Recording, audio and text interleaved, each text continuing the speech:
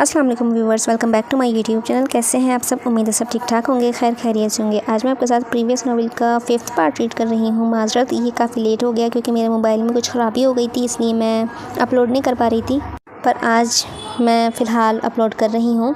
उम्मीद है आप सभी को प्रीवियस चारों पार्ट अच्छे लगे होंगे। अगर आपने अभी तक वो नहीं सुने हैं या रीड किए हैं तो पहले प्लीज़ उन्हें रीड करें ताकि आपको स्टोरी समझ आए और अच्छी लगे। अगर अच्छी लगे तो लाइक कीजिएगा और अपने फैमिली फ्रेंड्स में शेयर भी कीजिएगा। आगे का टाइम बेकार वेस्ट किए मैं आगे का नॉवेल कंटिन्यू करती हूँ। चलिए। उन्होंने थका सा सांस लेकर उसका चेहरा थपथपाया था, फिर मुड़कर नूरा और शकीला को मेहमानों की आमद और मज़ीद चंद एक कामों की हिदायत देने लगी थी। वो भी बददिली से किचन से बाहर की जानिब बढ़ी थी। नाश्ता कर रही हो अमल? बीजान ने रुक कर पूछा था। उसे इस हालत में देखकर उसका दिल हर शय से उचाट होने लगा था और भूख तो बिल्कुल ही मर गई थी। फिर भी उसने हामी भर ली थी। जी बीजान, बना दें, मैं बाबा को बुलाने जा रही हूँ, कहकर वो सीधा ज़मान के कमरे में चली आई थी। वो हस्ब आदत अपनी रॉकिंग चेयर पर झूलते किसी किताब का मुताले में गुम थे। वो उन्हें मुस्कुराकर देखती हुई दरवाज़ा बंद करके उनके सामने पंजों के बल आ बैठी थी। उन्होंने चौंक कर किताब चेहरे से हटाई थी, फिर उसे देखकर नरमी से मुस्कुराए थे। इतनी सुबह सुबह बाप की याद कैसे आ गई जनाब को? उन्होंने किताब बंद करके साइड टेबल पर रखी और फिर उसकी जानिब घूमे थे। याद तो उनकी आती है बाबा जान, जो दूर हों, जो हर पल निगाहों के सामने हो, उन्हें याद नहीं किया जाता, उन्हें तो मोहब्बत दी जाती है। वो भी उन्हीं की बेटी थी। नरमी से जुमला अदा करती हुई उससे खनकी सी धूप में दमक रही थी। लेकिन मैंने तो उन लोगों को भी याद किया है जो हर पल मेरी निगाहों के सामने रहे हों। वो इसी तरह नरमी से मुस्कुरा रहे थे और अमल वो एक पल को ठहर गई थी। क्या मतलब? मतलब ये कि कुछ लोग आपसे ज़ाहिरी तौर पर करीब होते हुए भी एक ख़ास फासले पर होते हैं, जिसकी वजह से आप उनकी रूह तक नहीं पहुंच पाते। और जवाबन उन्होंने साँस लिया था, आप उन्हें याद करने लग जाते हैं, हो भले वो 24 घंटे आपकी नज़रों के सामने रहें। मोहब्बत जिस्मानी कुर्बत का नहीं, रूहानी कुर्बत का एहसास है। अल्लाह हम सब से बुलंद है, बहुत दूर है, हमारे जिस्मों से कहीं फासले पर, मगर फिर कुछ लोग उसके करीब कैसे हो जाते हैं? वो सवाल कर रहे थे क्योंकि वो ज़ाहिरी नहीं बातिनी तौर पर उससे जुड़ जाते हैं। उसने मकान के अंदाज में जवाब दिया था। रोशन सी सुबह में उसका बोझल दिल धुलने लगा था, हर किस्म की मायूसी से पाक होने लगा था। बिल्कुल। और बातिनी रौबता इंसान के ज़ाहिरी अमल पर असरअंदाज होते हैं, तभी तो वो इसकी रज़ा के सारे काम बजा लाता है। इस पर से धुंध छट गई थी। फिर तो लोग हमारी मोहब्बत को जज भी नहीं करते क्योंकि वो तो हमारे बातिन से वाकिफ़ ही नहीं होते हैं। उसने शहद रंग सवालियाँ आंखें ज़मान पर जमाईं तो उन्होंने आगे बढ़कर उसके सर पर हाथ रखा। वो यूं ही बच्चों की तरह खुश हुई थी। लोग हमें इसीलिए तो जज करते हैं मेरी जान कि वो हमारे अंदर को नहीं जानते होते। उसकी मुस्कुराहट एकदम ही गायब हुई थी। आप मोहब्बत करके देखो, इंसानों से करो या अल्लाह से, लोग आएंगे आपको जज करेंगे, अच्छे बुरे रिमार्क्स देंगे और आगे निकल जाएंगे। अपनी मोहब्बत के लिए स्टैंड लेना होता है बच्चे, हर हाल में, चाहे फिर मोहब्बत अल्लाह से हो या इंसान से। ये आपकी आजमाइश के बगैर नहीं मिलती है। उसके दिल को अजीब सा एहसास ने घेर लिया था, घबराहट का, खौफ का। आप भी ना बाबा, इन किताबों ने बिगाड़ रखा है आपको, ऐसी ऐसी बातें करके मुझे डरा रहे हैं आप। उसने खफगी से तिपाई पर धरी किताब को देखा और फिर मुस्कुराते हुए ज़मान को। वो ज़रा आगे को हुए थे। और जो मोहब्बत आपको खौफज़दा ना करे वो भी भला कोई मोहब्बत हुई? वो एकदम ही उठ खड़ी हुई थी। उसे वाकई डर लग रहा था। बाबा, आप डरा रहे हैं मुझे, खफा खफा सा कहा था। जो चीज़ कीमती होना अमल, उनके साथ हमेशा खौफ का एहसास नत्थी रहता है क्योंकि हम उस चीज़ को खोने से डरते हैं। मोहब्बत भी ऐसी ही होती है, ये हमें अपनी जान से भी अजीज़ ज़्यादा होती है, इसीलिए तो हमें हर पल इससे खौफ आता है। हम एतराफ़ करने से डरते हैं, मुस्कुराने से डरते हैं, लोगों पर अपने दिल का हाल अश्कार होने से डरते हैं। मगर बच्चे, इनका नरम आँखों में बला की खूबसूरती थी। यही परवार्द होती है जो डरते हैं, ये उन्हीं पर वारिद होती है जो डरते हों। ये उनका सारा डर खौफ निकाल कर बाहर करती है और इंसान को इतना बहादुर और निडर बना देती है कि फिर चाहे आपके ख़िलाफ़ सारी दुनिया ही इकट्ठी हो जाए, आप उनकी आंखों में आंखें डालकर उन्हें ललकार करते हो और अल्लाह के सिवा कोई माबूद नहीं है। भले ही सारा मक्का आपके ख़िलाफ़ हो जाए, मगर फिर आप किसी से नहीं डरते, ना 360 बुतों से और ना ही अहले कराबत से। ये ऐसा इनाम समझो या फिर इसे अपने सब्र का फल। दोनों सूरतों में दर्द बर्दाश्त करना यकीनी सी बात है। उन्होंने अपनी बात ख़त्म की तो मुस्कुराई, फिर उनसे सामने बैठी थी। آپ بہت اچھے ہیں بابا، اچھی باتیں کرتے ہیں، لیکن اگر ابھی بھی جان اوپر آ گئی نا تو ہم دونوں کی خیر نہیں ہے۔ انہوں نے مجھے ناشتے کا کہا تھا اور میں نے کہا کہ میں آپ کو بلانے جا رہی ہوں، اب اگر ہم نیچے نہ گئے نا تو بی جان اوپر آ جائیں گی۔ کہتے کے ساتھ ہی وہ ایک دم ہنس دی تھی۔ ناشتے کے فوراً بعد مہمانوں کی آمد و رفت شروع ہو چکی تھی اور حویلی میں خاصی رونق کا احساس ہر سو پھیلا ہوا تھا۔ ایک طرف کچن میں پکتے نت نئے پکوانوں کی بھینی بھینی سی مہک تھی تو دوسری جانب شہر سے لائے گئے کپڑوں کو درزی لاؤنج میں پھیلائے ایک ایک جوڑی کی تفصیل سے بی جان کو آگاہ کر رہا تھا۔ اوپر کی جانب نگاہ گھمائی جائے تو وہاں پر بہت سے افراد سیڑھیاں لگائے حویلیوں کو کمکم سے سجا رہے تھے۔ دور سے دیکھنے پر بلا شبہ وہ شادی کا ہی گھر لگتا تھا۔ آج بختیار اور نثار کو رسم کے لیے بٹھایا جانا تھا، جس میں دونوں کے ساس یعنی نگار بیگم رسم کرتی اور پھر محبت سے پیسے ان پر سے وار کر صدقہ کر دیتی۔ ایسی ایک رسم لڑکی والوں کے گھر بھی ہونی تھی، جس میں عمل اور بی جان نے جا کر رسم کرنی تھی، مگر وہ رسم حنا سے ایک دن پہلے تھی، سو ابھی وہ اسے فکر سے آزاد تھی۔ دوسری جانب آغا جان ڈیرے پر ولی کو کہہ رہے تھے کہ وہ آج کام شام سے پہلے نپٹائے اور مغرب سے پہلے حویلی پہنچے، کیونکہ وہاں پر آج رسم تھی اور آغا جان کے بقول اس کا وہاں ہونا ضروری تھا۔ اس نے کوفت سے سر جھٹکا، بھلا اس کا اس میں کیا کام تھا وہاں؟ خواہ مخواہ ہی لوگ باتیں بناتے اور پھر سے مزید اس کی پھیل جاتی، مگر اس کے جلدی آنے کا حکم دے کر مطمئن سے پلٹ گئے تھے۔ اس نے بیزار ہوتے ہوئے موبائل سامنے ٹیبل پر ڈالا اور پھر اٹھ کر باہر سبزہ زار پر چلا آیا تھا۔ باہر بہت ٹھنڈی ہوا چل رہی تھی۔ اس نے مضبوط بازو خود کے گرد لپیٹے اسی وقت دور سے شاہ نواز سے اپنی جانب آتا نظر آیا تھا۔ بی جان کا پیغام ہے آپ کے لیے سر۔ ہاں کہو۔ وہ اب بھی دور نظر جمائے ہوئے تھا۔ وہ کہہ رہی تھی کہ آپ آج کے لائے ہوئے کرتوں میں سے کوئی ایک پہنے۔ شاہ نواز نے چہرے پر امڑتی مسکراہٹ سمیٹی تھی۔ اوہ یار، اس نے بالوں میں ہاتھ چلایا تھا۔ کوئی ایسا کام نہیں ہے ہمارے پاس جس کے باعث میں گھر نہ جا سکوں۔ شاہ نواز نے مزے سے گردن دائیں بائیں ہلاتے ہوئے وہ تب گیا تھا۔ تم میرے ملازم ہو یا سردار بابا کے؟ دونوں کا ہی ہوں سر جی۔ اوف، ولی نے غصے سے اسے دیکھا تھا۔ یہ اپنی سیاسی جوابداریاں اپنے پاس ہی رکھو، شاہ سے زیادہ شاہ کے وفادار بنو۔ خفگی سے کہہ کر اس نے رخ دوبارہ سے پھیر لیا تھا۔ آپ کیوں بھاگنا چاہتے ہیں سر؟ اس نے آنکھیں بند کر کے گہرا سانس لیا تھا۔ میں سامنا نہیں کرنا چاہتا کسی کا بھی نواز، دل اچاٹ ہو گیا ہے میرا ہر شے سے۔ سردار بابا کا حکم ہے، آپ نہیں ٹال سکتے، یہی تو مسئلہ ہے، ان کی کوئی بات نہیں ٹال سکتا میں۔ خیر تمہارا بھائی کیسا ہے اب؟ جاب پر جا رہا ہے؟ اس نے سرسری سا پوچھا تو نواز نے سر اس بات میں ہلایا تھا۔ آپ کی مہربانیاں ہیں سر، اگر آپ نے اسے نہ سمجھایا ہوتا تو ابھی وہ اس مقام پر نہیں ہوتا۔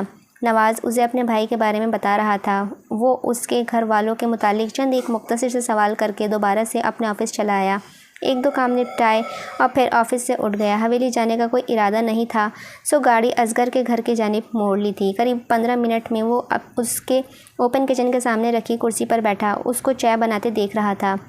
کیا مسئلہ ہو گیا ہے پھر سے تمہیں؟ حسب عادت وہ اس سے چڑا ہوا تھا، مگر ولی پرواہ کیے بغیر ہی بیٹھا رہا۔ میں تھک گیا ہوں اصغر۔ بہت دیر بعد ابلتی چائے کو دیکھ کر اس نے آہستہ سے کہا تو وہ گہرا سانس لیتے ہوئے اس کی جانب گھوما تھا۔ چھوڑو اس حویلی کو، یہاں آ جاؤ میرے ساتھ شہر میں۔ میرے بابا نے تو پہلے بھی آفر کیا تھا تمہیں پلاٹنگ کا کام، پھر بھی تم نہیں مانتے، آخر وجہ کیا ہے وہاں رہنے کی؟ وہ بہت سنجیدگی سے اس کے پیشمردہ چہرے کو دیکھتے ہوئے کہہ رہا تھا۔ ولی نفی میں سر ہلاتا سیدھا ہوا تھا۔ میں سردار بابا کو ایسے نہیں چھوڑ سکتا اصغر، اپنی ساری جوانی انہوں نے مجھ پر صرف کی ہے اور اب جب میرا وقت آیا ہے تو میں پیٹ دکھا کر وہاں سے نہیں بھاگ سکتا، میں نہیں کر سکتا ایسا۔ مگر یہ تو تمہارے سردار بابا نہیں چاہیں گے ولی کہ تم تکلیف میں رہو۔ تم ایک دفعہ ان سے بات کر کے تو دیکھو اس بارے میں۔ چائے کپوں میں انڈیلتا ہوا وہ فکر مندی سے کہہ رہا تھا۔ میری ہمت نہیں ہوتی ان سب سے یہ کہنے کی، میں خود غرض نہیں بن سکتا۔ اب کے اصغر بھی اس کے ساتھ ولی کی کرسی پر بیٹھا تھا۔ وہ اپنا کپ سلیب پر رکھ کر اس کا کپ اس کے سامنے رکھ رہا تھا۔ ولی، یہ خود غرضی نہیں ہے، غیر جانبداری سے سوچو تو تمہیں اندازہ ہوگا کہ تمہاری وہاں سے نکل جانا ہی تمہاری ذہنی اور جسمانی صحت کے لیے ناگزیر ہے۔ خود پر رحم کرو اور نکل آؤ وہاں سے۔ وہ اپنی بھاپ اڑاتی چائے کو دیکھ رہا تھا۔ میں اس حویلی سے نکل بھی آؤں پھر بھی اپنا ماضی تو نہیں بدل سکتا، جہاں بھی رہوں گا اسی شناخت کے ساتھ رہوں گا، ایسے میں کوئی خاص فرق نہیں پڑے گا وہاں سے نکل کر یہاں یا کہیں اور جا کر۔ جانتے ہو تمہیں دیکھ کر ایک بہت مشہور کردار کا خیال آتا ہے مجھے۔ اس نے اداسی سے مسکرا کر اسے دیکھا مگر ولی نہیں مسکرایا تھا۔ انہیں خالی خالی نظروں سے اسے دیکھے گیا۔ کوئی اور وقت ہوتا تو وہ اس کے ڈراموں کی بکواس پر ٹوک دیتا مگر وہ خود بھی اتنا ڈسٹرب تھا کہ بلا چو چرا سے اسے سنے گیا تھا۔ وہ کورین قوم کا ایک تاریخ دور تھا جس میں مختلف سلطنتیں سینکڑوں علاقوں میں قائم تھیں، جیسے ہماری تاریخ گزری ہے یا جیسے مختلف اقوام کی تاریخی دور میں ہوتا رہا ہے کہ ایک علاقے پر حملہ کر کے اس کو فتح کیا جاتا تھا اور پھر اس پر آپ کی حکومت ہو جاتی تھی۔ اسی طرح وہ وقت بھی کی حکومت اس وقت گوریو خاندان تھی، گوریو ڈائناسٹی گوریو خاندان تھی۔ خیر اس وقت کے حالات کچھ یوں تھے کہ آپ کے پاس علاقے کی اقوام سے آپ کو بنا کر رکھنی پڑتی تھی۔ اگر آپ نے ان کے ساتھ بنا کر نہیں رکھی تو وہ آپ کی کرسی پر کسی بھی وقت حملہ کر کے آپ کو علاقے پر قابض ہو سکتے تھے، اور اس حملے کو روکنے کا ایک ہی طریقہ تھا کہ ان کے یہاں کے اس وقت سلطان دوسری سلطنت کے بادشاہ کی بیٹی سے شادی کر لیتا تو وہ اسے اور اس کے علاقے کو امن بخشتے تھے۔ وہ سانس لینے کو رکا تھا، ولی چائے کے گھونٹ بھرتا اسے سن رہا تھا۔ اسی وجہ سے ہم دیکھتے ہیں کہ ان بادشاہوں نے، سلطنتیں اور بہت سے حکمرانوں نے ایک وقت میں سینکڑوں شادیاں کر رکھی ہوتی تھیں صرف اپنا اقتدار اور حکومت بچانے کے لیے۔ اس وقت کے بادشاہ تائجو نے بھی ایسا ہی ایک فیصلہ اپنی حکومت بچانے کے لیے کیا، مگر یہ فیصلہ اس کی پہلی زوجہ کو بہت ناگوار گزرا تھا۔ اس نے اپنے 7 سالہ بیٹے کو درمیان میں رکھ کر بات کی تھی۔ اس نے وانگسو میں کہا کہ اس کا سگا بیٹا وانگسو ہے۔ اپنے شوہر کو روکنے کے لیے وانگسو پر چھرا تان دیا کہ اگر وہ شادی کرے گا تو اس کے بچے کی جان لے لے گی، اور بے خیالی میں چھری وانگسو کی آنکھ میرے پاس گئی تھی۔ اس نے سانس لیا، ولی خاموشی سے اسے دیکھتا رہا تھا۔ چھرا اس کے بائیں آنکھ میں بالکل نیچے ہی چیرتا ہوا ماتھے تک آیا تھا۔ اس نے اشارے سے اپنے آئیبرو سے لے کر آنکھ کے نیچے لکیر کھینچی تھی، اور پھر ساری زندگی وہ نشان اس کے ساتھ رہا تھا۔ بادشاہ نے پھر بھی شادی کر لی اور وانگسو کو اسی سلطنت میں اپنا بیٹا بنا کر بھیجا گیا، مگر وہ اس سلطنت کا بیٹا ہرگز نہیں تھا۔ انہوں نے اسے ایک قیدی کے طور پر رکھا ہوا تھا تاکہ اس سے اس کے باپ کو قابو کر سکیں۔ خیر اسے بھی بادشاہ کے حکم پر ایک غار میں چھوڑ دیا گیا تھا، مگر جانتے ہو اس غار میں کیا تھا؟ ایک پل کو رک کر اس نے ولی کی آنکھوں میں دیکھا تو اس نے آنکھیں سکیڑی تھیں۔ کیا؟ چائے کا کپ صاف بھاپ فضا میں تیر کر غائب ہو چکی تھی۔ اس غار میں بھیڑیے تھے ولی؟ اس کے آئیبرو حیرت سے اوپر کو واؤ اٹھے، اور کئی راتیں وہ اپنے تلوار کے ساتھ ان بھیڑیوں سے لڑتا رہا تھا۔ اپنے سروائیول کی جنگ میں اس نے ایک ایک کو مار دیا، اور جب وہ اس غار سے واپس لوٹا تو خود بھی ایک بھیڑیا بن چکا تھا۔ وہ اس غار سے زندہ بچ گیا تھا ولی، جیسے تم اس رات بچ گئے تھے۔ ایک پل کو ٹھہر کر اس نے اپنی چائے کا گھونٹ لیا، پھر کپ کو دیکھتے بولنے لگا تھا۔ اپنے ایک زخم کے نشان کی وجہ سے وہ واپس اپنے علاقے نہیں جا سکتا تھا، کیونکہ بادشاہ صرف وہی بن سکتے ہیں جو بے داغ ہوتے ہیں، جن کے جسم پر کوئی نشان نہ ہوتا ہے۔ مگر پھر بھی وہ گیا اپنے علاقے میں واپس، اور اتنا تو خوفناک وہ تھا کہ کوئی اسے وہاں سے نکال نہ سکے۔ کئی سال اس نے اپنے اس ماضی کے نشان کے ساتھ گزارے تھے، اور لوگوں کی نفرت اور حقارت سہی تھی، مگر ایسے میں ایک لڑکی اس کی زندگی میں آئی جو میک اپ آرٹسٹ تھی۔ اصغر ایک پل کو مسکرایا تھا۔ ساری دنیا ڈرتی تھی وانگسو سے، مگر وہ لڑکی کہتی تھی کہ وہ اس سے بالکل نہیں ڈرتی ہے۔ ساری زندگی وہ خود کو مجرم گردانتا آیا تھا۔ ساری زندگی وانگسو اسے زخم کی وجہ سے خود سے نفرت کی تھی، مگر وہ پہلی لڑکی تھی جس نے اسے کہا کہ اس سب میں اس کا کوئی قصور نہیں ہے، وہ بے گناہ ہے، بے قصور ہے۔ اسے بے ساختہ ہی سبز لباس میں ملبوس، تمتماتے چہرے کے ساتھ تیز تیز بولتی لڑکی یاد آئی تھی، اور اس وقت وانگسو کو احساس ہوا کہ وہ واقعی بے قصور ہے۔ پھر جس نے احساس دلایا وہ اس سے محبت کرنے لگا۔ اس لڑکی نے اپنی میک اپ اسکلز کو استعمال کر کے اس کا زخم چھپا دیا اور پھر سے اپنی سلطنت کا بادشاہ بن گیا۔ اس نے جیسے مسکرا کر بات سمیٹی تھی، اگر وانگسو اپنے نشان کے ساتھ بادشاہ بن سکتا ہے تو تم بھی اپنے ماضی کے ساتھ جی سکتے ہو، اور بہت اچھی سے جی سکتے ہو۔ اب یہ مایوسی چھوڑ کر اور آگے بڑھو، آگے کے بارے میں سوچو کیا کرنا ہے۔ وہ اب اٹھ کر سنک کے سامنے کھڑا اپنا کپ دھو رہا تھا، ولی اس کے پشت کو دیکھتا رہا، پھر سوچتی نگاہوں سے اوپر اٹھائیں۔ انجام کیا ہوا کہانی کا؟ اینڈ کیا تھا؟ اس کے سوال پر اصغر رک سا گیا تھا، پھر پھنکارتا ہوا مڑا تھا۔ وہ کچھ نہیں، بس بادشاہ بن جاتا ہے۔ نہیں، کچھ اور اینڈ ہے اس کا۔ کیا وہ لڑکی اسے مل جاتی ہے؟ اصغر اسے دیکھتا رہا، پھر گہرا سانس لے کر بولا تھا، نہیں، وہ مر جاتی ہے۔ کچھ لمحے وہ کچھ بول ہی نہیں سکا۔ مجھے پتا تھا انجام اصغر، اگر میں اس کا رائٹر ہوتا تو میں بھی اس کا انجام ایسا ہی لکھتا۔ کیونکہ وہ اٹھ کھڑا ہوا تھا۔ وانگسو چاہے جتنا بھی میک اپ کر کے اپنا داغ چھپا لیتا، مگر وہ اس داغ کو اپنی ذات سے مٹا نہیں سکتا تھا۔ کچھ داغ آپ چاہ کر بھی اسے مٹا نہیں سکتے، کہہ کر وہ باہر کی جانب بڑھ گیا تھا۔ اصغر نے گہرا سانس لے کر آنکھیں موند لی تھیں۔ پتہ نہیں کیوں ولی ہمیشہ اسے لاجواب کر دیا کرتا تھا۔ چڑھتی مغرب کی نیلی روشنی نے سارے گاؤں کو اپنی لپیٹ میں لے لیا تھا۔ خنک اور ہوا، سرسوں کی خوشبو، ساری پگڈنڈیاں متعطر تھیں۔ اس نے بھی گیلے بالوں میں برش پھیرا اور پھر سے سر پر کھلتی گلابی رنگ کا دوپٹہ لپیٹتی بچھی نماز تک آئی تھی۔ کھلتی گلابی رنگ کی قمیض سادہ تھی اور نیچے کھلے ٹراؤزر جس میں اس کا سراپا بہت ہی خوبصورت دکھ رہا تھا۔ اس نے نماز پڑھ کر سلام پھیرا تو باہر سے مہمانوں کی آمد کا شور اٹھا تھا۔ مغرب بیت چکی تھی اور مہمان آنا شروع ہو گئے تھے۔ اسی پل نازیہ نے اس کے کمرے کا دروازہ کھولا اور اندر چلی آئی تھی۔ وہ سنتوں کے آخری رکعت کی تشہود میں بیٹھی تھی۔ سلام پھیر کر ساتھ کھڑی نازیہ پر نظر گھمائی تھی۔ وہ ہمیشہ کی طرح شوق سے رنگ کے جوڑے میں ملبوس تھی، میک اپ کیے ہوئے تھی۔ کبھی کبھی تو عمل کو بھی لگتا تھا کہ جیسے شادی اس کی نہیں نازیہ کے بھائیوں کی ہو رہی ہو۔ اس کے تیار دیکھ کر بالکل یہی لگتا تھا۔ بڑی نمازیں پڑھی جا رہی ہیں جناب، کسے مانگنا ہے دعاؤں میں؟ اس کے ساتھ رکھے بیڈ پر بیٹھتی ہوئی اس نے عمل پر طنز کیا تو اس نے انہی ٹھنڈی تاثرات کے ساتھ اسے دیکھا تھا۔ کیا مطلب ہے اس فضول بات کا؟ وہ ہنس دی تھی۔ بھائی فضول کیا ہے اس میں؟ یہ سچ ہے کہ بہت سے لوگ نمازیں صرف اسی لیے پڑھتے ہیں تاکہ اللہ سے اپنے محبوب کو دعا میں گڑ گڑا کر مانگیں۔ زمانے میں اور بھی غم ہے نازیہ ان فضولیات کے سوا۔ سر جھٹک کر جائے نماز سمیٹی وہ اٹھی تھی۔ اگر آپ اسے صرف اسی لیے اپروچ کر رہے ہو کہ اپنے محبوب کو مانگ سکو تو پھر آپ اس سے بنے تعلق کا مذاق اڑا رہے ہو۔ اللہ سے تعلق کسی وجہ سے نہیں رکھنا جاتا تو وجہ کے ختم ہونے کے بعد اس سے تعلق بھی ختم ہو جائے گا۔ سنگار میز پر طے شدہ جا نماز رکھا اور پھر آئینے میں دیکھتی ہوئی دوپٹے کی تہہ کھولنے لگی تھی۔ پیچھے نازیہ نے بیزاری سے سر جھٹکا تھا جیسے اسے کسی بات میں دلچسپی نہیں ہو۔ نیچے چلو، تم سے مجھے ایک کام ہے۔ کیسا کام؟ اس کا ماتھا ٹھنڈکا تھا۔ بھول گئی؟ میں نے کہا تھا نا کہ مجھے ولی کا نمبر چاہیے اور تم نے کہا تھا کہ تم میرے ساتھ اس کا نمبر لوگی، تو اب چلو۔ اس نے بیزاری سے سانس لیا تھا۔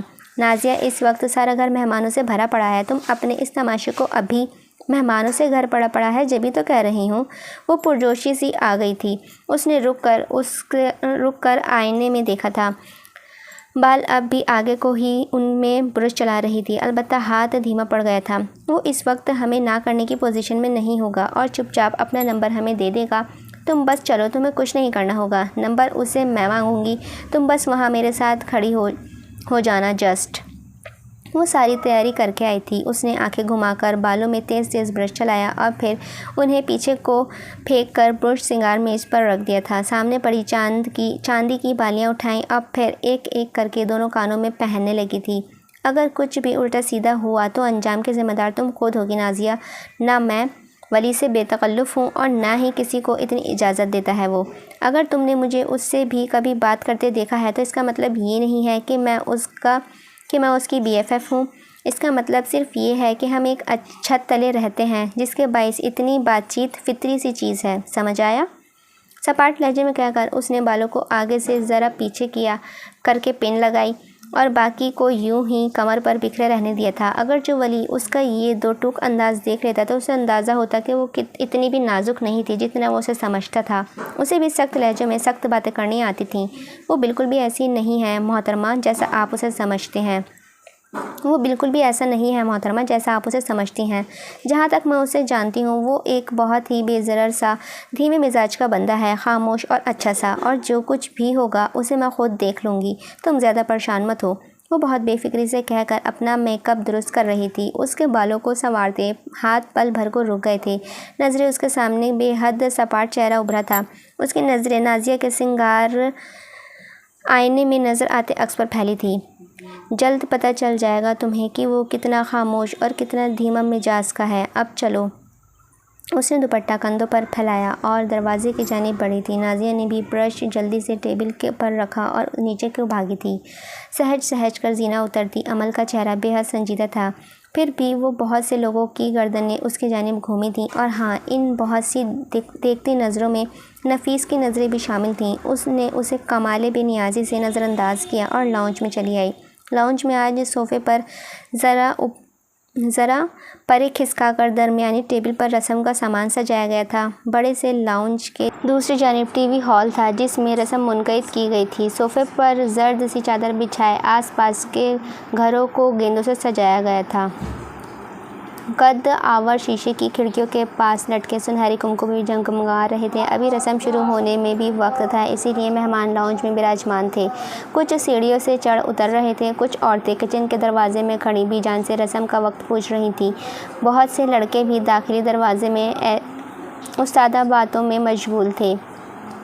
اس نے آس پاس نظر گھما کر ولی کو تلاشا تھا۔ نازیہ بھی اس کے ساتھ کھڑی بے چینی سے اسے ڈھونڈ رہی تھی۔ ابھی اسی وقت اسے اندازہ ہوا تھا کہ جو سب وہ سوچے بیٹھی تھی وہ اتنا آسان نہیں تھا۔ اس کا نمبر مانگنے کا سوچ کر ہی اسے عجیب سا ڈر لگ رہا تھا۔ دل میں بے چینی سی اترنے لگی تھی۔ کہاں ہے وہ؟ جھنجھلا کر اس نے عمل سے کہا تو جواباً اس نے شانے اچکائے تھے۔ نازیہ ارجمند بیگم کی آواز دینے پر کچن کی جانب ہو لی۔ اسی وقت وہ عمل کو نظر آیا تھا۔ داخلی دروازے سے اندر آتا وہ کسی سے فون پر بات کر رہا تھا۔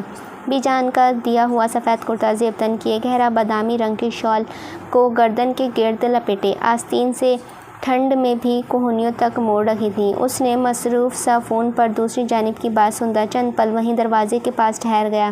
نسوانی آنکھیں سکڑ رہی تھیں اور اب وہ نفی میں سر ہلاتا ہوا آگے والے کو بات کو رد کر رہا تھا۔ عمل نے گہرا سانس لے کر اس سے نظریں پھیری تھیں۔ کیا ضرورت تھی بی جان کو اس کے لیے یہ کرتا سلوا لینے کی؟ اور اسے کیا ضرورت پڑتی تھی یہی کرتا پہننے کی؟ اور یہ جو بال ماتھے پر بکھیر رکھے ہیں جناب نے، کیا اسے ہاتھ سے پیچھے نہیں کیا جا سکتا؟ خفگی سے اس نے دیکھتی وہ سوچ رہی تھی کہ اچانک ہی اس نے نظریں اٹھائی تھیں۔ ماتھے کے بالوں میں انگلیاں چلا کر انہیں پیچھے جمایا، پھر ایک نظر اٹھا کر عمل کو دیکھا اور آئی برو اچکائی تھی جیسے پوچھ رہا ہو کیا ہوا؟ خدا! اس کے کان تک خفت سے سرخ پڑ گئے تھے۔ کیا اب اس کے دل کے حالات چہرے پر آنے لگے تھے، یا پھر وہ بندہ کہیں اس سے جڑا ہوا تھا جو کچھ سنے بغیر محسوس کر رہا تھا کہ اسے کچھ کہا گیا ہے؟ کیا کبھی تم نے ان لفظوں کو سنا ہے جو کہے نہ گئے ہوں؟ ولی نے بھی سن لیے تھے شاید اس کے اندر گونجتی باتیں۔ اس نے جلدی سے نفی میں سر ہلایا۔ ولی نے سر کو خم دیا کر موبائل کان سے ہٹایا اور پھر شاہ نواز کی جانب متوجہ ہوا تھا۔ نازیہ اسی پل دوڑتی ہوئی اس کے پاس آئی تھی۔ عمل، وہ دیکھو آ گیا ولی۔ ہاں پتہ ہے، دیکھ چکی ہوں۔ اس سے نازیہ اس وقت بہت ہی ناگوار گزر رہی تھی، اور ولی تو اس سے بھی زیادہ۔ وہ اس کی تیاری پر سخت نالاں تھی اس سے۔ اگر میری دسترس میں ہوتا نا ولی احمد تو کبھی تمہیں یہ کرتا نہ پہننے دیتی۔ خفگی سے دوسری جانب دیکھا تو نفیس کی نظریں اس پر نظریں جا ملی۔ اف! گلابی جوڑے میں ملبوس لڑکی نے کوفت سے چہرہ پھیرا تھا۔ چلو نا، اس سے بات کرتے ہیں۔ نازیہ نے اس کا بازو ہلایا تھا۔ ولی اب شاہ نواز کی کسی بات پر بیزاری سے نفی میں گردن ہلا رہا تھا۔ خود بلاؤ اسے، میں نوکر نہیں ہوں تمہاری۔ اس نے صاف جواب دیا تھا۔ اس سے زیادہ مروت وہ کر بھی نہیں سکتی تھی۔ نازیہ نے بھی بے بسی سے اسے گھورا، اور پھر جب شاہ نواز آگے بڑھا تو اس نے ولی کو آواز دی تھی۔ وہ جو پلٹنے لگا تھا رک گیا تھا، پھر ان کی جانب مڑا۔ نفیس اور نذیر اب باہر لان کی جانب بڑھ رہے تھے۔ وہ ان کے قریب چلا آیا۔ وہ دونوں لاؤنج کے سرے پر زینوں کی نزدیک کھڑی تھیں۔ جی؟ خشک سا پوچھا تھا۔ ایک نظر دیکھا تک نہیں عمل کو۔ نازیہ نے بے ساختہ ہی زبان پھیری تھی اپنے لبوں پر۔ وہ ولی، مجھے آپ کا سیل نمبر چاہیے، کہہ کر اس نے گہرا سانس لیا۔ ولی کے سامنے بات مکمل کرنا مذاق نہیں تھا۔ نسوانی آنکھوں کو سکیڑ کر جب وہ آگے والے کو دیکھتا تو لگتا تھا کہ سب جان ہی لے گا۔ کیوں؟ عمل کا دل بھی اب کے دھک کر رہ گیا تھا، دھک دھک کر رہا تھا۔ وہ مجھے آپ سے ایک ضروری بات کرنی ہے۔ نازیہ نے فوراً ہی بات بنائی تھی۔ اس کی پیشانی کے بل گہرے ہوئے تھے۔ سن رہا ہوں۔ نہیں، میں ابھی آپ سے بات نہیں کر سکتی، مجھے آپ کا نمبر چاہیے۔ آپ کو بات کرنی ہے تو کریں، نہیں تو میرا وقت ضائع نہ کرنے کی ضرورت نہیں ہے۔ بولیے، کیا بولنا ہے آپ کو؟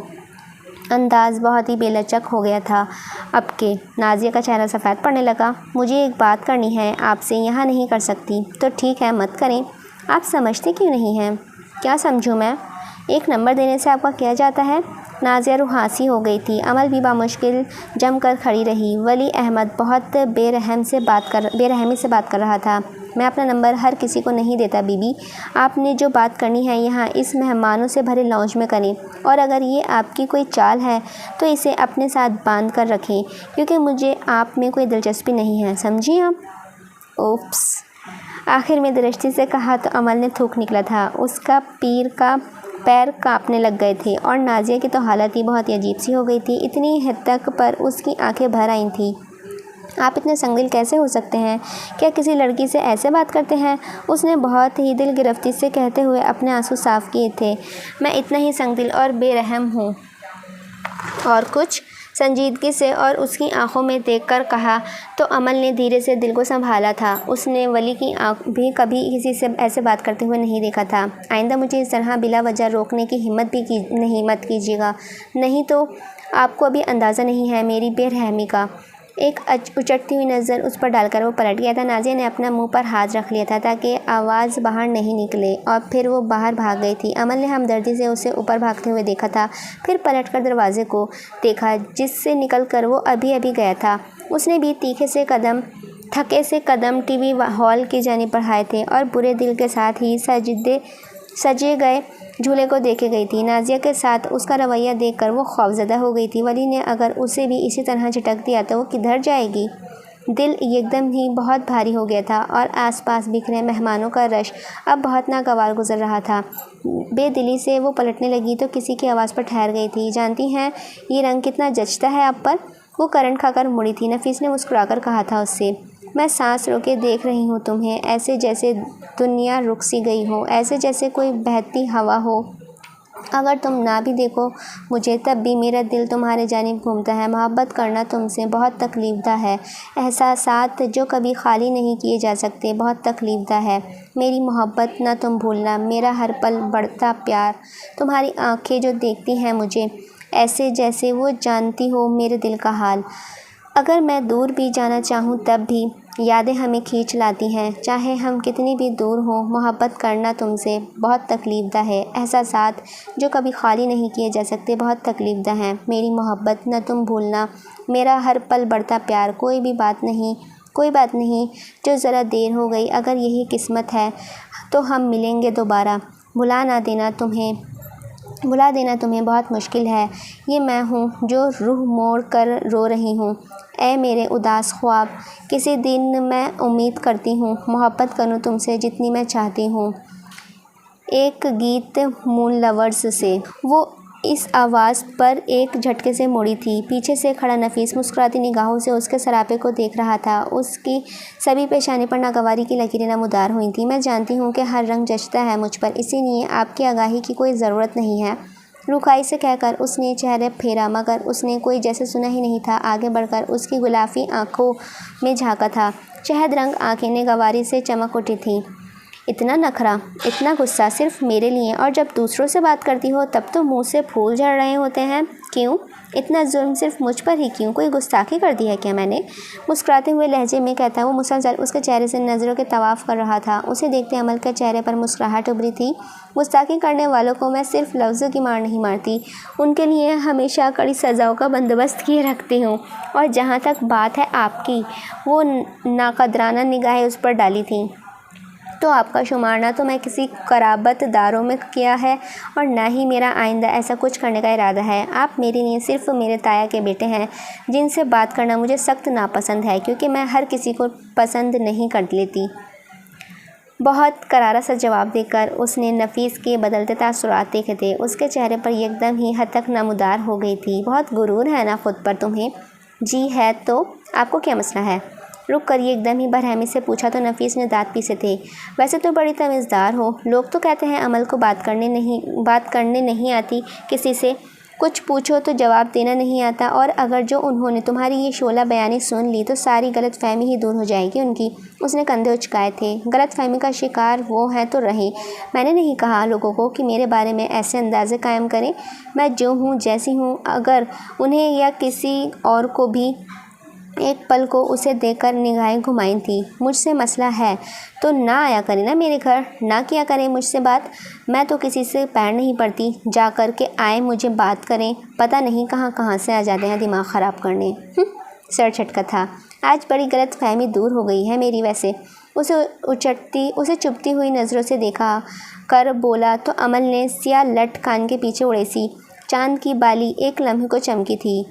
ہو گئی نا، آئندہ مجھ سے بات مت کیجیے گا، اور اگر آپ کو کوئی پرابلم ہے تو دروازہ، وہ رہا دروازہ۔ اوف، اتنی انسلٹ!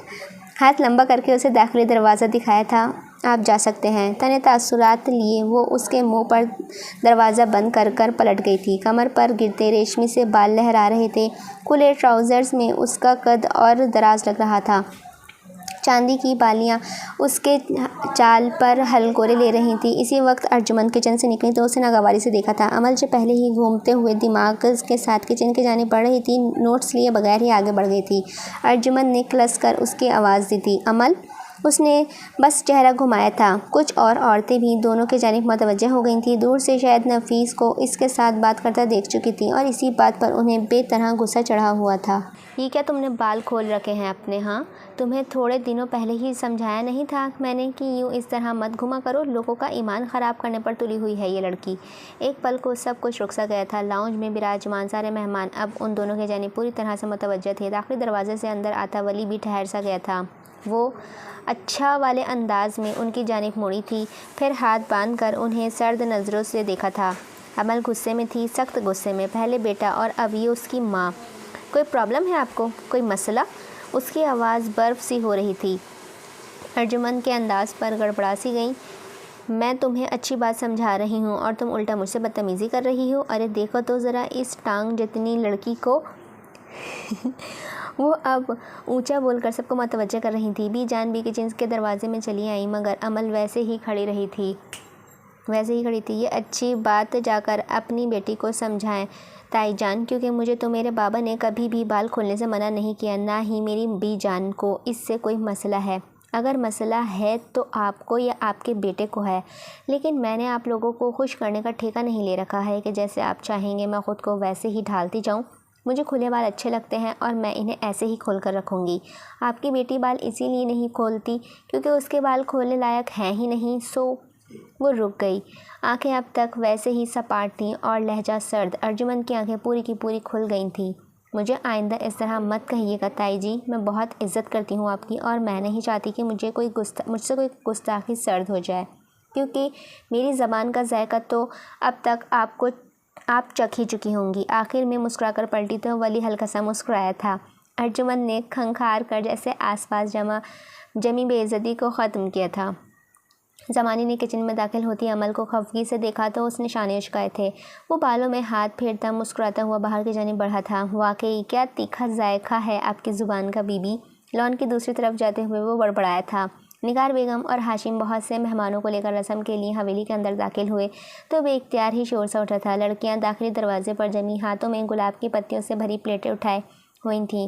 اس نے بھی ایک پلیٹ اٹھائی رکھی تھی۔ وہ ساتھ ہی نازیہ بھی کھڑی تھی۔ رونے کے باعث جو میک اپ خراب ہو گیا تھا وہ پھر سے ٹھیک کر کے اب وہ پرسمردگی سے پلیٹ اٹھائے ہوئی تھی۔ اس کے ساتھ ہی کھڑی عمل کا موڈ بھی کافی حد تک آف ہو چکا تھا۔ اگر جو شادی اس کے بھائیوں کی نہ ہوتی تو وہ کمرے میں سو رہی ہوتی اس وقت۔ بیزاری سے مہمانوں کو دیکھتے وہ سوچ رہی تھی، گھر میں لڑکی والے داخل ہوئے تو ان پر پھول برسائے گئے تھے۔ نگار بیگم اور بی جان دروازے میں کھڑی ایک دوسرے سے گلے مل رہی تھیں۔ مبارکبادوں اور حال چال کے بعد وہ سب کو سجے سجائے ٹی وی ہال میں لا بٹھایا گیا تھا۔ پھر کچھ دیر بعد نثار اور بختیار کو بھی جھولے پر بٹھایا گیا تھا۔ سفید کرتوں میں ملبوس اس کے دونوں بھائی بھرپور انداز میں مسکرا رہے تھے۔ اس نے پلیٹ رکھ کر ہاتھ آپس میں رگڑے تھے۔ ٹھنڈ بڑھ گئی تھی۔ نازیہ نے بھی اس وقت ہاتھ رگڑے تھے۔ ٹھنڈ کتنی بڑھ گئی ہے یہ ایک دم سے؟ نازیہ نے کہا تو اس نے اس بات میں سر ہلایا تھا۔ پھر گردن گھما کر ولی کی تلاش وہ نظر نہیں آیا تو نگاہیں مایوسی سے پلٹ آئی تھیں۔ کچھ دیر بعد اس نے بھی آگے بڑھ کر دونوں بھائیوں کے سر سے پیسے وار کر رسم کی اور ایک پتے پر ملی ہلدی میں سے ذرا سا لے کر دونوں کے چہروں پر لگائی تھی۔ بختیار مسکرا رہا تھا، البتہ نثار جھنجھلایا تھا، مگر اس نے شرارت سے ذرا سی ہلدی لے کر اس کی ناک پر لگائی تو بہت سے قہقہے بلند ہوئے تھے۔ رسم ہوئی تو کھانا شروع کر دیا گیا تھا۔ اب لوگ چھٹ کر ادھر ادھر ٹولیوں میں بٹے کھانا کھا رہے تھے۔ اس نے بھی اپنی پلیٹ میں تھوڑے سے چاول لیے تھے اور بھوک بالکل نہ ہونے کے باوجود سے چمچ ادھر ادھر کرنے لگی تھی۔ بار بار نظریں داخلے دروازے تک جا کر پلٹ آتی تھیں، پتہ نہیں کہاں رہ گیا تھا وہ۔ جب دل بے چین ہونے لگا تو اٹھ کر دروازے کے پاس چلی آئی تھی۔ پتھریلی روش پر ذرا آگے قدم بڑھائے اور لان کی جانب دیکھا تو وہ اسے نظر آ ہی گیا تھا۔ دور بچھی چارپائی یوں وہ ڈیرے کے بہت سے ملازمین کے ساتھ بیٹھا تھا۔ کسی ملازم کی بات سنجیدگی سے سنتا۔ اس نے کبھی بھی خود کو اس گھر کا فرد بنانے کی کوشش نہیں کی تھی۔ اس وقت بھی ملازموں کے درمیان بیٹھا اس نے خود کو واقعی اس گھر کا ملازم سمجھا تھا، نہ اس سے زیادہ نہ اس سے کم۔ ولی نے بات سنتے سنتے ذرا سا رخ روش کی جانب کیا، جیسے کسی کو دیکھتا پا کر وہ اس کی طرف متوجہ ہوا تھا۔ عمل بے اختیار ہی اطراف میں بنی جھاڑیوں کی اوٹ میں ہو گئی تھی۔ ابھی کچھ دیر پہلے کی بات اسے بالکل بھی نہیں بھولی تھی۔ بے دلی سے پلیٹ پکڑ کر اندر آئی، کچن میں آ کر پلیٹ رکھی اور پھر لاؤنج میں بیٹھی بی جان کی طرف آئی تھی۔ بی جان، میری طبیعت ٹھیک نہیں ہے، میں کمرے میں جا رہی ہوں اپنے، کہہ کر وہ زینے چڑھتی اپنے کمرے میں آ گئی تھی اور پھر دوپٹہ ایک جانب ڈھلک گیا تھا۔ دل بہت بوجھل ہو رہا تھا اور ولی احمد بے طرح یاد آ رہا تھا۔ لان میں بیٹھے ولی نے گردن ذرا سا اٹھا کر اس کمرے کی جلی لائٹ کو دیکھا تھا اور پھر گہرا سانس لیتا دوبارہ سے ملازمین کی طرف متوجہ ہوا۔ تو بھائی توبہ بھائی توبہ، اس لڑکی کی زبان سے ایک ذرا سی بات کیا کر دی میں نے، وہاں 50 لوگوں کے درمیان رگڑ کر رکھ دیا اس نے مجھے۔ ارے میں کہتی ہوں ایسے زبان دراز لڑکی کو کیوں بناؤں اپنے گھر کی بہو؟ غضب خدا کا، نہ کوئی تمیز تہذیب، نہ بڑوں سے بات کرنے کا سلیقہ اسے۔ توبہ! غصے سے مرچیں چبا دی ارجمن کا بس نہ چلتا کہ عمل کی گردن کچل کر رکھ دیں۔ رہ کر انہیں اپنے بھرے مہمانوں کے گھر میں ہوئی بے عزتی یاد آ رہی تھی۔ ایک جانب صوفے پر تھکی سی بیٹھی نازیہ نے بیزاری سے دیکھا تھا انہیں۔ تو کیا ضرورت تھی آپ کو اتنے لوگوں میں اسے کچھ بولنے کی؟ اس دن بھی وہ آئی تو آپ نے کہیں کا غصہ اور کہیں اتار دیا۔ ظاہر ہے پھر کون برداشت کرتا اتنا؟ وہ بال کھولے یا پھر باندھے، اس سے آپ کو کیا فرق پڑتا ہے؟ اس پر ولی کے رویے کی کشافت چڑھی تھی، اسی لیے بیزاری سے ماں کو کہہ دیا تھا۔ کوئی اور وقت ہوتا تو وہ بہت لطف اندوز ہوتی اس ساری گپ شپ سے، مگر ابھی دل پر بہت کچھ جمع ہوا تھا۔ اسی وقت نذیر اور نفیس لاؤنج میں آ بیٹھے۔ ہاں تو تمہارے لیے ہی بول رہی تھی عقل سے پیدل، انہوں نے ہاتھ نچا کر کہا تو اس نے صوفے کی پشت پر گر کر سر اٹھایا۔ کیا مطلب؟ مطلب یہ کہ سارے لوگ اسے دیکھ رہے تھے، چہمہ گوئیاں کر رہے تھے کہ کسی حسین لڑکی ہے، ایک دوسرے سے پوچھ رہے تھے کہ کس کی بیٹی ہے، کہیں رشتہ ہوا ہے اس کا یا نہیں، اور ایک تم ہو، ہم عمر ہو تم اس کی، مگر مجال ہے جو کسی نے تمہاری طرف ذرا بھی توجہ دی ہو۔ سب اسے ہی دیکھ رہے تھے، اسے ہی سراہ رہے تھے، میں نہیں برداشت کر سکتی تھی اس سے زیادہ۔ اور وہ جو بھائی ہے تمہارا، ایک سخت نظر نفیس پر ڈالی تو وہ خفیف سا ہو کر نظر چرا گیا تھا۔ کیسے پیچھے پڑا ہوا ہے اس کے، دیکھ لیا نا کہ کتنی عزت کی ہے اس نے تمہاری اور میری اس بھرے مجمع میں۔ کل ہی کہوں گی حسن سے کہ یہ رشتہ واپس لیں، ہمیں نہیں کرنی ہے ایسی بد زبان لڑکی۔ غصے سے کھولتے وہ دکھتے پیر اوپر کو چڑھا کر بیٹھی تو نفیس اور نازیہ بیک وقت سیدھے ہوئے۔ نذیر البتہ سب کچھ انتہائی غیر دلچسپی سے دیکھ رہا تھا۔ میرا اور عمل کا کیا مقابلہ بھلا؟ نازیہ نے بگڑ کر کہا، مگر نفیس اپنے ہی کہہ رہا تھا۔ کیوں لیں گے آپ رشتہ واپس؟ کوئی ضرورت نہیں ہے ایسا کچھ بھی کرنے کی، میں اسی سے شادی کروں گا اور اسے ہی گھر کی بہو بھی وہی بنے گی بس۔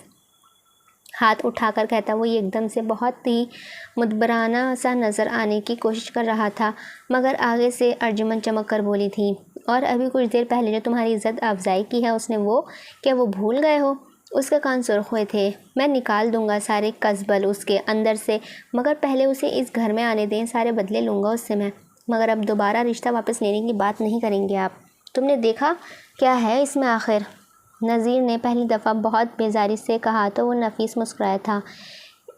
ایک بات ہے نذیر، وہ جو بھی ہو، جیسی بھی زبان کی ہو، مگر اس جیسی خوبصورت اور پورے گاؤں میں کوئی نہیں ہے، وہ میری ہے اور میری ہی رہے گی۔ نذیر پھر سے پیچھے ہو کر بیٹھ گیا تھا۔ ارجمن نے آنکھیں نکال کر اسے دیکھا تھا۔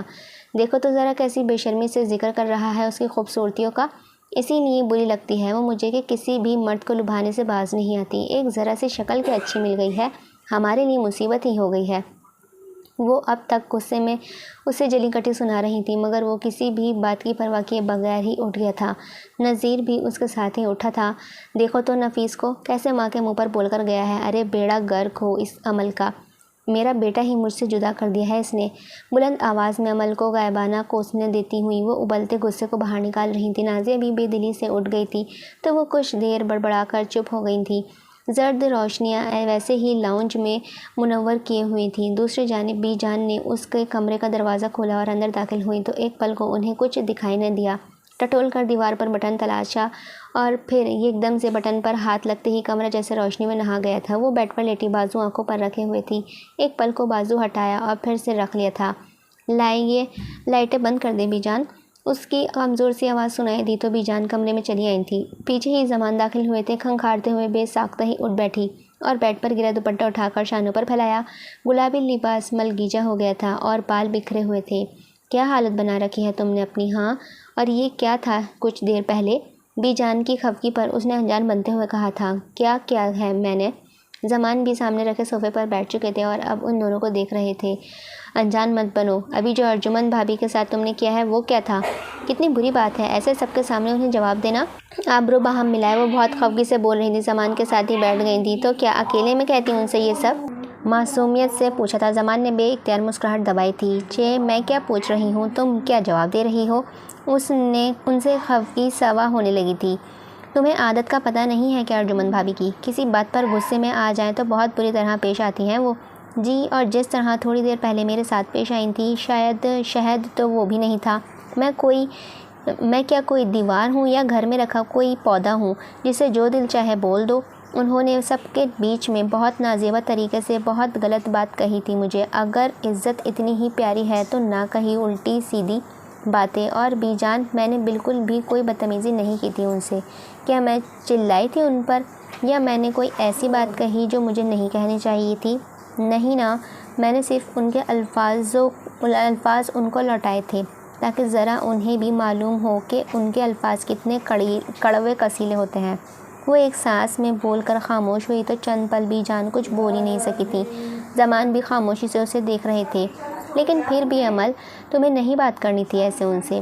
وہ بڑی ہیں، نہ صرف مجھ سے رشتے میں بڑی ہیں بلکہ خاندانی لحاظ سے بھی ان کا رتبہ بلند ہے۔ ہمیں آگے والے کو دیکھ کر بات کرنی ہوتی ہے بچے۔ ان کا لہجہ نرم ہوا تو اب کے مگر عمل نے نفی میں سر ہلایا تھا جیسے ان کی بات سے اختلاف ہو۔ بی جان، بڑی ہونے کا مطلب کیا ہوتا ہے؟ بڑے ہونے کا مطلب ہوتا ہے بڑی قربانیاں دینا۔ بڑا ہونے کا مطلب ہوتا ہے چھوٹوں کی غلطیوں پر ان کو سمبھاؤ سے سمجھانا۔ بڑا ہونے کا مطلب ہوتا ہے بہت سے برداشت کرنا۔ بڑے ہونے کا مطلب ہوتا ہے کہ دوسروں کو معاف کرنا۔ یہ جو ہمارے بڑے ہیں رتبے اور عمر کے فرق کی وجہ سے خود کو اتنا اعلیٰ گردانتے ہیں کہ گویا چھوٹے تو قدموں کی دھول ہوں۔ انہیں جو بھی کہیں یہ سر جھکا کر اچھائی برائی جائیں۔ جواباً بات غلط ہو تو یا صحیح اف تک نہ کریں۔ یہ ہے ان کا بڑا پن۔ لیکن بی جان، میں ایسی ہرگز بھی نہیں ہوں۔ میں 21ویں صدی کی لڑکی ہوں، 1965 کی کوئی دوشیزہ نہیں ہوں جسے جو 100 باتیں بھی سنا دو تو وہ گنگی بہری بن کر سنتی رہے یا پھر غلط صحیح کی پہچان کیے بغیر ہی ہاں جی کرتی رہے۔ احترام اگر انہی باتوں کا نام ہے پھر تو مجھے واقعی یہ کرنا نہیں آتا ہے۔ اور رہی بات یہ کہ آگے والے کو دیکھ کر بات کرنی سب چاہیے، تو بی جان، میں نے بھی آج انہیں سمجھا دیا ہے کہ میں کوئی بے زبان پودا یا کونے میں پڑا ہوا کوئی کباڑ نہیں ہوں جسے وہ جو کہیں گی کہتی رہیں گی۔ آج کے رویے کے بعد وہ مجھے آئندہ کچھ بھی کہنے سے پہلے 100 دفعہ سوچیں گی۔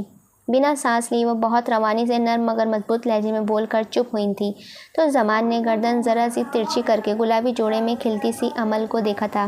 بی جان تو سکتے میں ہی چلی گئی تھی۔ عمل؟ بے یقینی سے بس یہی نکلا تھا ان کے منہ سے۔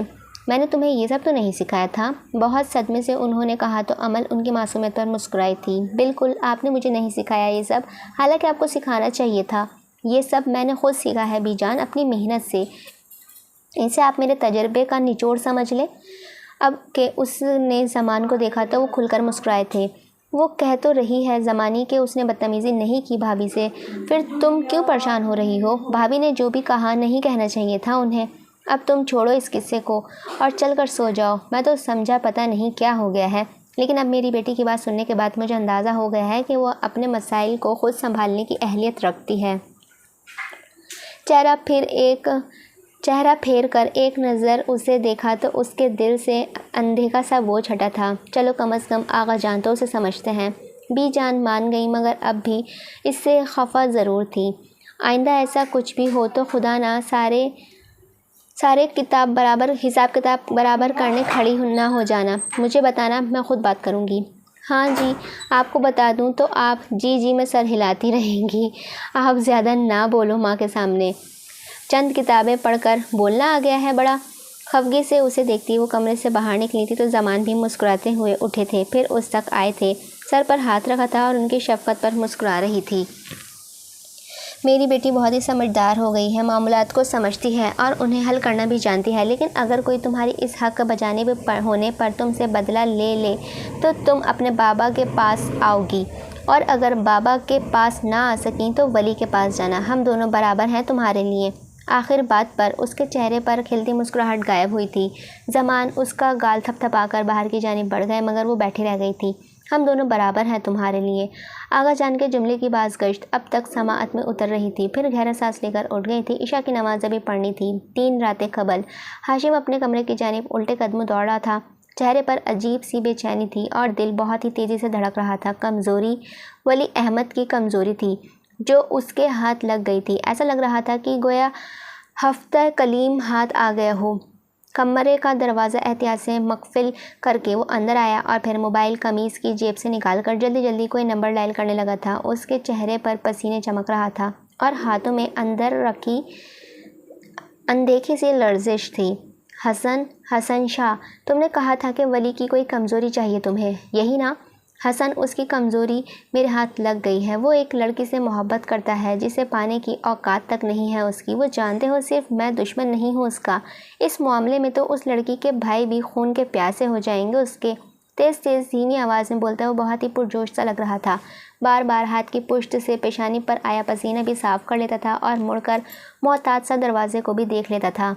ہاں، آؤں گا کل میں تمہارے ڈیرے پر، مجھ سے تو یہ رات ہی نہیں گزاری جائے گی۔ پھولی سانس کے ساتھ ایک کمینی سی مسکراہٹ میں بولتا ہوا وہ ذہنی مریض لگ رہا تھا۔ پھر الوداعی کلمات کہہ کر فون رکھتا۔ جیسے ہی پلٹا اس کا موبائل دوبارہ بج اٹھا۔ اچنبھے سے آنکھیں چھوٹی کر کے اس نے نمبر کو دیکھا تھا اور پھر کال اٹھا کر موبائل کان سے لگا لیا تھا۔ وہ دوسری جانب کی بات سن کر بھی اختیار ہی تیورے چڑھائیں اور دانت جم گئے تھے۔ اس کرم کا کچھ کرنا پڑے گا حفیظ، میں آتا ہوں صبح ڈیرے پر، پھر دیکھتے ہیں کہ کیا کرنا ہے۔ فون رکھ کر موبائل بیڈ پر ڈالا اور تنے ہوئے چہرے کے ساتھ کمرے میں دائیں بائیں اور پھر بائیں سے دائیں ٹہلنے لگا تھا۔ گھڑی کی ٹک ٹک ویسے ہی جاری تھی۔ اسے لا کر جیل کی سلاخوں کے پیچھے پٹکا گیا تو وہ بلبلا کر دوبارہ سے سلاخوں تک بھاگتا آیا تھا۔ آفیسر اب جھک کر سخت چہرے کے ساتھ تالا لگا رہا تھا۔ اس نے سلاخوں کو زور سے جھٹکا دیا تھا۔ مجھے نکالو باہر یہاں سے، میں بے قصور ہوں، میں نے اس لڑکی کے ساتھ کچھ نہیں کیا ہے۔ جھوٹ بول رہی ہے وہ، میری بات سنو، کھولو یہ تالا۔ اپنی بات پر کوئی بھی رد عمل نہ پا کر اس کا دماغ بھرنا اٹھا تھا۔ ایک بار پھر سلاخوں کو جھٹکا دیا گیا مگر وہ زمین میں اسی طرح گڑھی رہی۔ البتہ جھک کر تالا لگاتے افسر نے کرخت سا چہرہ اٹھا کر اسے ضرورت دیکھا تھا۔ مجرم کو یہ بول دینے سے کہ اس نے کچھ نہیں کیا ہے وہ بے گناہ نہیں ہو جاتا۔ اگر تو نے وہ سب نہیں کیا ہے تو پھر کیا اس لڑکی نے شوقیہ نام لیا ہے تیرا؟ چپ کر کے پڑا رہ اندر، ناگواری سے کہہ کر وہ آگے بڑھا تو اس کی آنکھیں غصے سے نم ہو گئی تھیں۔ دانت پر دانت اتنی زور سے جمائے کہ کنپٹی کی رگیں تک پھڑک اٹھی تھیں۔ تم سب جانتے ہو کہ میں بے قصور ہوں، بے گناہ ہوں، میں سب پتہ ہے تم لوگوں کو، مگر ہاشم کی میری مریدی میں ایک لفظ تک منہ سے نکالنا حرام ہے تم جیسے ڈیش کا۔ بہت بلند پھٹی آواز میں اس نے کہا تو ٹیبل کے پیچھے کرسی پر بیٹھا ہوا تھانے کا اے ایس پی تب کر اس کی جانب آیا تھا۔ اے لڑکے، زیادہ بک بک کرنے کی ضرورت نہیں ہے ہمارے سامنے، سمجھا؟ ایک طرف اسے مولوی نے دماغ خراب کر رکھا ہے اور دوسری طرف تو اپنی کسر نکال کر اب سارا انزلہ بھی ہم پر ہی گرا رہا ہے۔ چپ کر کے پڑا رہ اندر، نہیں تو یہ جو ڈنڈا ہے نا بہت زور سے لگتا ہے۔ اپنا محظوظ ڈنڈا اسے دکھا کر گویا دھمکایا مگر ولی کو اب کوئی چیز نہیں ڈراتی تھی۔ سلاخیں زور سے پکڑے وہ آگے کو ہوا تھا اور اس کی آنکھوں میں دیکھ کر گررایا تھا۔ میں نے ایسا کچھ بھی نہیں کیا ہے، سمجھ لو تم سب بھی، اور رہا وہ ہاشم، اسے تو میں دیکھ لوں گا، بلکہ باہر نکل کر میں تو تم سب کو بھی دیکھ لوں گا، ایک ایک کو۔ اگر میں نے قبر کی مٹی نہ چٹائی تو میرا نام بھی ولی نہیں۔ اچھا تو تمہیں لگتا ہے کہ تم بہت طاقتور ہو، ہاں، بہت زبردست ہو تم کہ اکیلے سب کا مقابلہ کر لو گے، ہم سب کا، اور ساتھ میں اس ہاشم کا بھی، وہ جیسے ایک دنیا اب جانور کے نام سے یاد کرتی ہے، اس سے بدلہ لوگے تم؟ بیٹا خشک ناخن لو اور جو بھی ہم کہیں خاموشی سے اس کا اعتراف کر لینا، نہیں تو تم نہیں جانتے کہ تمہارے ساتھ کیا ہونے والا ہے۔ یہ تھانے بہت سے کیسز کو عدالت تک جانے سے ہی نہیں دیتے ہیں، ان کے فیصلے یہ بڑے بڑے ہاشم جیسے کمینے لوگ کیا کرتے ہیں۔ یہاں کے جج جیوری کے جلاد یہی لوگ ہوتے ہیں، اور اگر جو بھی ان کے کسی بھی حکم کی روگردانی کرتا ہے تو انجام بہت بھیانک، بہت ہی ہولناک ہوتا ہے۔ وہ اس کے سامنے کھڑا اب کہ اسے بہت ہی ہمدردی سے سمجھا کر ولی نے خون آشام نظریں اس پر گاڑی تھیں۔ سلاخوں کے قریب چہرہ لا کر جب وہ بولا تو آواز میں عجیب سی لرزش تھی، ایسی جیسے شدید تیش کے وقت ہوتی ہے، ایسی جیسے بہت سے سہ لینے کے بعد بے خوفی کے وقت ہوتی ہے۔ وہ اسی لیے بن گیا صاحب کیونکہ آپ اپنی ڈیوٹی کے وقت سو رہے تھے۔ آپ اور آپ جیسا ہر عوامی خدمت گار اپنی ذمہ داری کے ساتھ ایسے مجرموں کے ہاتھ روکے تو نوبت کبھی بھی یہاں تک نہ آئے۔ وہ ان فیصلوں کے جج جیوری اور جلاد صرف اسی لیے بن جاتے ہیں کیونکہ آپ لوگ ان کو اتنی اجازت دیتے ہیں۔ اگر آپ یہ ڈنڈا، اس کے ہاتھ میں پکڑے ڈنڈے کی جانب انگلی سے اشارہ کیا تھا، اگر اسے مجھ جیسوں کو دکھانے کے بجائے انہیں دکھاتے تو آج یہ نہیں وہ سلاخوں کے پیچھے ہوتا۔ مگر آپ کی بزدلی نے سب کچھ تباہ کر دیا ہے۔ اس معاشرے کے ہر تیسرے فرد کی تباہی کا ذمہ دار آپ جیسے لوگ ہیں۔ لیکن سر، آپ لوگ ان بڑے لوگوں کو نوازتے کیوں بھول جاتے ہیں کہ جو بچ جاتے ہیں وہ ان سے بھی بڑے جانور بن جاتے ہیں؟ اور میں اپنے سینے کو بچایا تھا، جلد یا دیر مگر ضرور ایک دن ان سب سے بڑا جانور بن جاؤں گا اور ان کو کچا نگلتے ہوئے میرے حلق میں ایک دفعہ بھی پھندا نہیں لگے گا۔ اگر ایک جھٹکے سے سلاخیں چھوڑتا ہوا دیوار سے لگ کر جا بیٹھا، مگر اے ایس پی اب تک جمع ہوا تھا۔ بنا پلکے جھپکے وہ اس نوعمر لڑکے کو دیکھے گیا جس کے لہجے کی تپش اور آنکھوں سے برستی آگ نے گویا اس کے اندر سب کچھ جلا کر خاکسار کر دیا تھا۔ دوسری جانب وہ گھٹنوں میں سردی سے مسلسل ایک ہی بات بڑبڑائے جا رہا تھا، میں ان سے بڑا جانور ہوں، میں ان سے بڑا جانور بن کر دکھاؤں گا۔ اور یہی وقت تھا کہ جب اس نے انتقام کے سفر پر نکلنے کا فیصلہ کیا تھا۔ اس گاؤں کو چھوڑ کر پڑھ لکھ کر کچھ بننے کی خواہش جیسے ان سلاخوں کے پاور کو دم توڑ گئی تھی، اور اگر کچھ باقی رہ گیا تھا تو وہ چنگاری جو ہر پل اس کے اندر ہی اندر سلگا رہی تھی، میں ان سے بڑا جانور بن کر دکھاؤں گا۔ اسی سرگوشی میں اب بہت سی سردی دھیمی آواز میں بدلتی جا رہی تھی۔ ہاشم تھانے میں دندناتا ہوا داخل ہوا تو ایک دم سے تھانے میں ہلچل سی مچ گئی تھی۔ کرسیاں بچھائی گئیں، بے ساختگی سے سلام جھاڑے گئے تھے، مگر وہ تو جیسے ادھر صرف ولی سے ملنے آیا تھا۔ کچھ اعتراف کیا اس نے؟ اے ایس پی نے اسے ڈھیلے سے انداز میں بیٹھنے کا اشارہ کیا تو وہ چار ناچار بیٹھ ہی گیا تھا۔ کیا اس کے ساتھ یہ سب کرنا ضروری ہے؟ ہاشم کی تیوریاں بے اختیار ہی چڑھی تھیں، آنکھوں میں اترتی ناسمجھی نے جیسے ہی ادارک کا لمحہ پار کیا تھا، اس نے ایک جھٹکے سے ہاتھ ٹیبل پر مار کر اے ایس پی کو گویا جگایا تھا۔ تو کیا تم ہمدردی کرنے لگے ہو اس سے، یا میری ہمدردی کرنے کا ارادہ بدل لیا ہے تم نے؟ بولو کیا ہوا ہے؟ سرسرتانے پر اے ایس پی عبید کے ماتھے پر بل پڑے تھے۔ میں صرف یہ پوچھ رہا ہوں کہ اس کے ساتھ یہ سب کرنا ضروری ہے؟ اگر اسے اپنی زندگی سے نکال کر باہر کرنا چاہتے ہو تو کسی اذیت کسی ذلت کے بغیر بھی کر سکتے ہو، پھر اس سارے تماشے کی بھلا کیا ضرورت رہ جاتی ہے؟ اوہ! ہاشم بہت کچھ سمجھتا ہوا سیدھا ہوا بیٹھا تھا، پھر نفرت سے پر لہجے میں گویا ہوا، اس کا مطلب ہے کہ میں اس سے شدید نفرت کرتا ہوں اور اسے وہ موت دینا چاہتا ہوں جسے میں اس کی سانس باقی رہے اور اندر سے اس کا وجود مر جائے، اس کی جان لے کر میں اسے ان عذابوں سے آزاد نہیں کرنا چاہتا۔ تم اس سے اعتراف کرواؤ اور مجھے زیادہ درس دینے کی ضرورت نہیں ہے، جیسے مجھے تو پتہ ہی نہیں ہے کہ تم خود کتنی نیک ہو۔ ایک کٹیلی نگاہ اس پر ڈال کر وہ گھرایا تو اب کے اے ایس پی کی پیشانی لکیر کے جالوں سے بھر گئی تھی۔ میں اس سے اس کی مرضی کے خلاف کیسے اعتراف کروا سکتا ہوں؟ ہاں، جیسے تمہیں تو پتہ ہی نہیں ہے کہ کسی سے جبری اعتراف کس طرح کروایا جاتا ہے۔ دیکھو عبید، اس نے ہاتھ اٹھایا تھا، میں اس کا اعتراف چاہے کیسی بھی قیمت پر، مجھے اس کا اعتراف چاہیے کسی بھی قیمت پر، اور تم مجھے اس کا اعتراف لا کر دو گے۔ اگر تم یہ کام نہیں کر سکتے ہو تو مجھے چھوڑ دو 1 گھنٹے اس کے ساتھ اندر، اس سے میں خود وہ سب کچھ کہلوا لوں گا۔ مگر ہاشم وہ ایک نوعمر بچہ ہے، اس کے آگے زندگی پڑی ہے، اور جسمانی تشدد کے بعد تو اچھے انسان ذہنی مریض بن جاتے ہیں۔ کوئی اور راستہ دیکھ لو، 1000 طریقے ہیں معاملات سلجھانے کے۔ اس طرح کا ظلم مت کرو جو تم آگے افورڈ نہ کر سکو، کیونکہ انتقام کبھی ختم نہیں ہوتا۔ آج تم اسے جانور بن کر دکھا رہے ہو، کل کو وہ بھی تمہیں جانور بن کر دکھائے گا۔ اور یہ مت بھولنا کہ کارما بھی اس کائنات کی ایک بہت واضح حقیقت ہے۔ عبید کسی بھی طرح سے بس اسے قائل کرنا چاہ رہا تھا کہ مگر ہاشم پر تو گویا ہی جنونی سی کیفیت سوار تھی، بدلہ لینے کی کوئی آگ تھی اس کے اندر جو بجھا نہیں بجھتی تھی۔ مجھے کچھ نہیں پتہ عبید، اسے اعتراف کرواؤ، اور اگر اب تم اس سے قدر نرمی دل کے ہوگے تو کسی کی تشدد نہیں کر سکتے تو میں بھیج دیتا ہوں اپنے آدمیوں کو، انہیں کسی پر رحم نہیں آتا ہے۔ بولو بتاؤ۔ اے ایس پی چند پل ٹھنڈے تاثرات سے اس کا چہرہ تکتا رہا، پھر اسبات میں سر ہلاتا سیدھا ہو بیٹھا تھا۔ ٹھیک ہے، میں کرواتا ہوں اس سے اعتراف، مگر اس کے بعد کیا ارادہ ہے تمہارا؟ کیا کرو گے اس بچے کے ساتھ؟ ہاشم اس سوال پر مسکرایا تھا، اور وہ ایسی مسکراہٹ تھی کہ عبید کی پیشانی پر ابھرا ہوا اہل بل ڈھیلا پڑ گئے تھے۔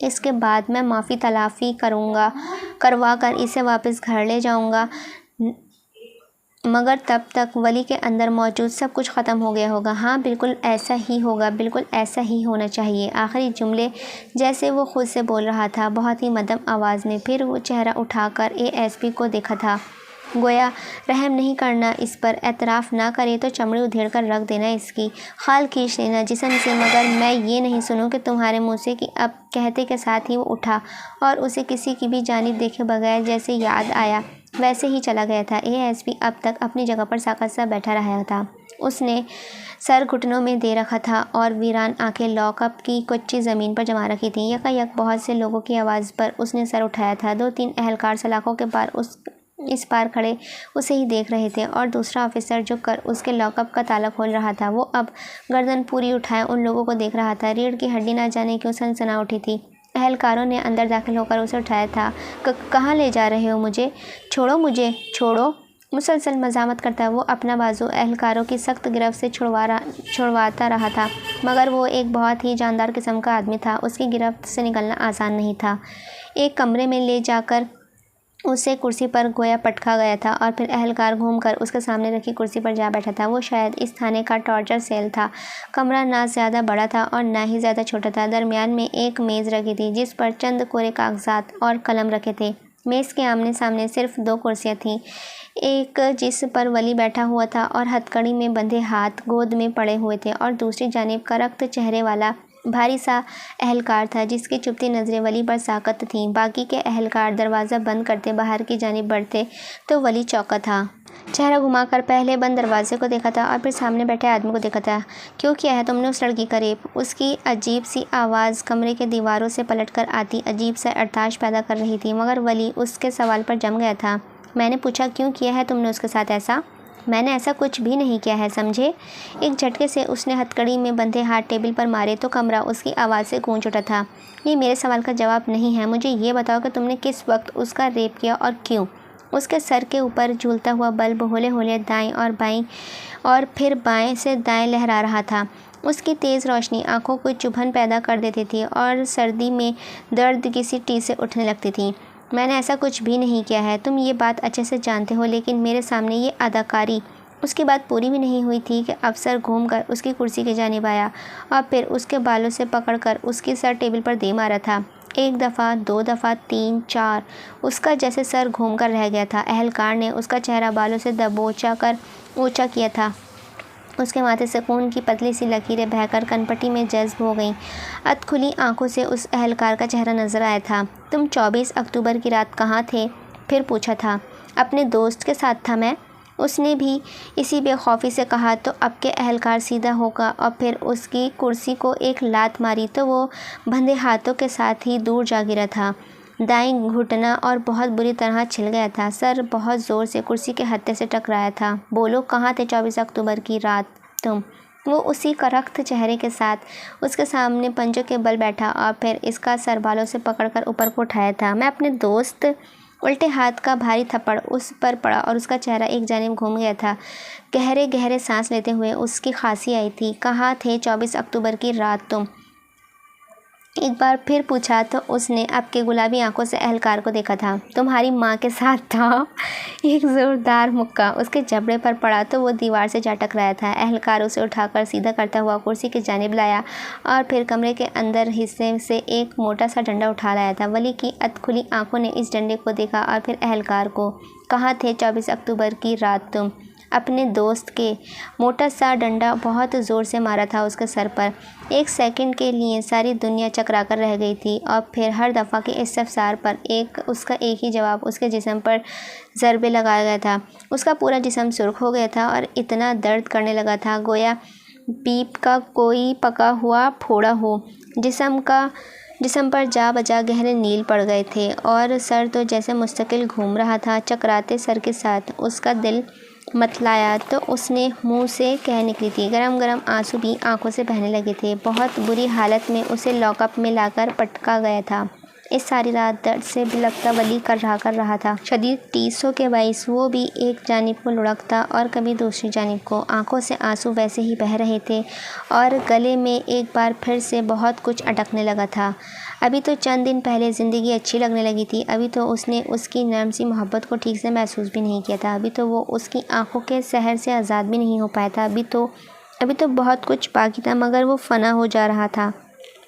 اوندھے پڑے لڑکے کو ایک ایک کر کے اس کی ہر یاد آنے لگی تھی تو دل کا ہر زخم ہرا ہوتا گیا تھا۔ آنکھوں سے بہتے آنسو میں شدت آ گئی تھی۔ اوپر والے اسے شکوہ بڑھتے گئے تھے اور پھر اس کی سسکیوں کی ہلکی ہلکی سی آواز اس لاک اپ میں گونجنے لگی تھی۔ رات کے اس پہر سنسان پڑا تھانہ اس کی دلسوز سسکیوں سے لپٹ میں آ رہا تھا۔ وہ اسی طرح اوندھے منہ لیٹا اب تک بلند آواز سے رونے لگا تھا۔ اندر اتنی توڑ مروڑ مچی تھی کہ کچھ بھی سجھائی نہیں دے رہا تھا۔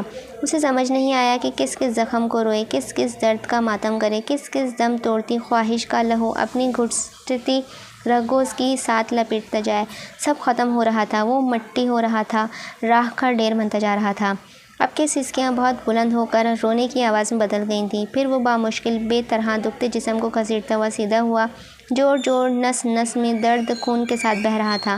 زندگی تھی کہ کسی بھی طرح اس پر رحم کرنے کو تیار نہ تھی۔ آس پاس پلتے لوگ تھے جو کسی بھی طرح اسے اس کے اندر تاریخ ماضی سے نکالنا نہیں دیتے تھے۔ اسے جلا رہے تھے، پل پل مار رہے تھے۔ کمر دیوار سے لگائے اسے گھٹنے سمیٹ کر سینے سے گھٹی سی سسکیوں کی آواز اب تک سنائی دیتی تھی۔ اچھی زندگی کی خواہش اور کسی بھی ایسی جگہ رہنے کا خواب جہاں اسے کوئی نہ جانتا ہو، سب کچھ اس لاک اپ میں نے نکل لیا تھا۔ اور اگر اس کے اندر کچھ باقی رہ گیا تھا تو وہ صرف انتقام کی چاہ تھی۔ جنہوں نے اس کی زندگی برباد کی تھی ان کا خون پینے کی پیاس رہ گئی تھی بس۔ عمل کی محبت اور اپنی ذات کا احساس تو اسی رات ختم ہو گیا تھا۔ اسے لگا تھا کہ وہ کبھی بھی کسی سے محبت نہیں کر پائے گا۔ آج اس کے اندر موجود سب کچھ ختم ہو رہا تھا۔ آنسو کو بے دردی سے رگڑ کر اس نے اپنی ابھرتی سسکیوں کا گلا گھونٹ دیا تھا۔ دانت سختی سے جما لیے تھے، ضبط سے آنکھیں سرخ پڑنے لگی تھیں مگر اب بس، اب وہ نہیں روئے گا۔ آنسو روکنے کے باعث گلے میں پھندے پڑنے لگے تھے، دل بند ہونے لگا تھا مگر نہیں، اب آنکھوں سے کوئی آنسو نہیں ٹپکنا۔ اس کے اندر جلتی آگ نے اس کے آنسو کو خشک کر دیا تھا۔ لاک اپ میں اب کے سسکیوں کی آواز نہ سنائی دیتی تھی، بس عجیب سی وحشت پگھل گئی تھی۔ گھٹنوں کو سینے سے سمیٹ کر بیٹھا لڑکا درد کی انتہا پر پہنچنے کے بعد اب تک کچھ بھی محسوس نہیں کر پا رہا تھا۔ ایک الاؤ تھا جو بھڑک رہا تھا، ایک راکھ تھی جس کے اندر آخری چنگاری باقی رہ گئی تھی۔ اب کچھ نہیں تھا اس کے اندر۔ اس نے سر دیوار کی پشت سے ٹکا دیا تھا اور خالی نظروں سے چھت کو دیکھتا گیا تھا۔ سیاہ رات میں گاؤں کی پہاڑی سے کسی بھیڑیے کی رونے کی آوازیں آ رہی تھیں، جیسے اپنے کسی زخمی ساتھی کو دکھ میں شرکت کا اعلان ہو۔ اس نے چہرہ جھکا کر اپنے زخم جسم کو دیکھا تھا۔ ضبط کی نمی آنکھوں میں تیرنے لگی مگر آنسو باہر نہیں گرا تھا۔ پلکوں کی باڑ پر ٹھہر گیا تھا۔ بھیڑیوں کی رونے کی آواز اب تک سنائی دے رہی تھی۔ تاریخ لاک اپ میں بیٹھا لڑکا بھی زخمی بھیڑیا بن گیا تھا جس کی واپسی کے اب سارے راستے بند ہو چکے تھے۔ دوسری جانب زمان نے بذات خود مولوی صاحب سے جا کر ملاقات کی تھی جس کا نتیجہ کچھ بھی نہیں نکلا تھا۔ وہ اسی بات پر مصر تھے کہ یہ حرکت ولی کی ہے۔ ان کی بیٹی سے بات کرنا چاہتے تھے زمان، مگر مولوی صاحب نے سختی سے منع کر دیا تھا کہ اب ان سب کی ضرورت نہیں، ولی کو سزا ہوگی اور وہ اسی طرح سلاخوں کے پیچھے سڑتا رہے گا۔ پریشانی سے جب وہ گھر لوٹے تو بی جان دروازے میں ہی ٹکی تھیں۔ ان کے شکستہ سے انداز پر ان کا اپنا وجود بھی ڈھہ گیا تھا۔ عمل نے تو پھر کمرے کا دروازہ ہی نہیں کھولا، خود کو اندر بند کر لیا تھا اور مستقل روئی جا رہی تھی۔ کچھ سمجھ نہیں آ رہا تھا کہ کیا کرے، تو جائے تو کدھر جائے، کہے تو کس سے کہے۔ زمان صبح ہوتے ہی تھانے پہنچے۔ ولی کی ابتر حالت دیکھ کر ان کے دل کو دکھ سا لگا تھا۔ اتنا تشدد کرنے کی اجازت کس نے دی ہے آپ لوگوں کو؟ وہ اے ایس پی پر دہاڑے، مگر جواباً وہ خاموش رہا تھا۔ ولی نے سردار بابا کی آواز سن لی تھی مگر سر نہیں اٹھایا تھا۔ اس کا دل ہر شے سے اچاٹ تھا۔ یہ اعترافی بیان کی کارروائیاں ہیں زمان صاحب، حوصلہ رکھیے۔ حوصلہ رکھوں؟ انہوں نے زخمی آنکھوں سے اے ایس پی عبید کو دیکھا تھا۔ اس طرح کا تشدد کیا نتیجہ لے کر آتا ہے، کیا آپ نہیں جانتے؟ وہ ایک چھوٹا بچہ ہے جس کا جرم ابھی ثابت نہیں ہوا ہے، اور آپ لوگوں نے ایک رات میں ہی کیا حالت کر دی ہے اس کی۔ ان کی گرج اس پل کو تھانے کو لرزا گیا تھا۔ شیخ صاحب حوصلہ رکھیے، میں بھی دیکھتا ہوں کہ میرے بیٹے کو آپ لوگ اب کے اس سب میں کیسے گھسیٹتے ہیں۔ اگر اب اسے کسی نے ہاتھ بھی لگایا تو میں آپ کا یہ تھانہ تہس نہس کر کے رکھ دوں گا، اور اب بات آپ سے کورٹ میں ہی ہوگی۔ ایک جھٹکے سے وہ کہہ کر اٹھے تھے تو ان کے ساتھ موجود گارڈز بھی انہی کے ساتھ باہر کی جانب ہو لیے تھے۔ عبید نے بااختیاری پریشانی کے ساتھ پیشانی مسلی تھی، پھر موبائل اٹھا کر جلدی جلدی کوئی نمبر ڈائل کرنے لگا تھا۔ کچھ ہی دیر میں ہاشم اس کے سامنے کرسی پر بیٹھا ہوا تھا۔ تمہارے سردار بابا کیس کرنے کی دھمکی دے کر گئے ہیں؟ وہ جو بہت آرام سا بیٹھا ایک دم ہی سیدھا ہوا تھا، پیشانی پر ایک دم ہی فکر مندی چمکی تھی۔ کیا بکواس ہے یہ؟ جی یہی بکواس ہے جو سن رہے ہو تم۔ تیار رہو اب خود کو، کیونکہ تمہارے سردار بابا بہت غصے میں گئے ہیں یہاں سے، اور چونکہ یہ صرف ایک ڈھونگ تھا تو تم اب بھی اپنی کمر مضبوط رکھنا، کیونکہ جتنے پیسے تم نے اس مولوی کو یہ سب کرنے کے لیے دیے ہیں، اس میں وہ الزام تو لگا سکتے ہیں مگر عدالت میں گواہی وہ کبھی نہیں دے گا، اور سونے پر سہاگا اس سارے کیس میں ولی کے پاس ایک نہیں 2 ایویڈنس ہوگا، ایویڈنس ہیں، ایک اس کا دوست اور دوسرا اس کے دوست کا باپ جو کہ خود بھی ایک وکیل ہے۔ اب جو سوچنا ہے سوچو، کیونکہ میں تمہیں پہلے ہی منع کر چکا تھا اس سارے قصے سے۔ اے ایس پی سرد لہجے میں بولتا ہی ایک دم ہی خاموش ہوا تھا تو ہاشم نے مٹی بند کر کے لبوں پر جما لی تھی۔ اس کا سارا کھیل اس پر ہی الٹ رہا تھا۔ اگر مولوی نے منہ کھول دیا پھر اس کی بیٹی نے، تو پھر وہ تو کہیں کا نہیں رہے گا، کوئی کیس نہیں ہوگا، کیسی ٹرائل تک نوبت نہیں جائے گی۔ میں دیکھتا ہوں اس مولوی کو، تم جب تک اس کا منہ بند رکھنا۔ پیشانی میں بولتا ہوا وہ جلدی وہاں سے اٹھ گیا تھا۔ اے ایس پی نے اسے تعصب سے جاتے ہوئے دیکھا تھا، اور پھر لاک اپ میں بند لڑکے کو جو رات سے ایک ہی انداز میں بیٹھا تھا، انہیں بے ساختہ ہی اس پر ترس آیا تھا۔ اجمل تالا کھولو۔ کچھ سوچ کر اجمل کو بولتا وہ اپنی جگہ سے اٹھ کر لاک اپ کی جانب بڑھا تھا۔ ولی؟ اس نے آواز پر سر اٹھا کر سنسان آنکھوں سے اے ایس پی کو دیکھا تھا۔ ان آنکھوں کی وحشت دیکھ کر عبید دنگ رہ گیا تھا۔ کھانا کیوں نہیں کھایا ہے تم نے؟ اس کے ساتھ رکھی ٹرے کو دیکھ کر اس نے ولی کی جانب چہرہ پھیر کر کہا تھا۔ کھانا جو کا تو رکھا ہوا تھا، بھوک نہیں تھی مجھے، اس نے کہا، اور پھر سے سر گھٹنوں میں ڈال لیا تھا۔ اے ایس پی اس کی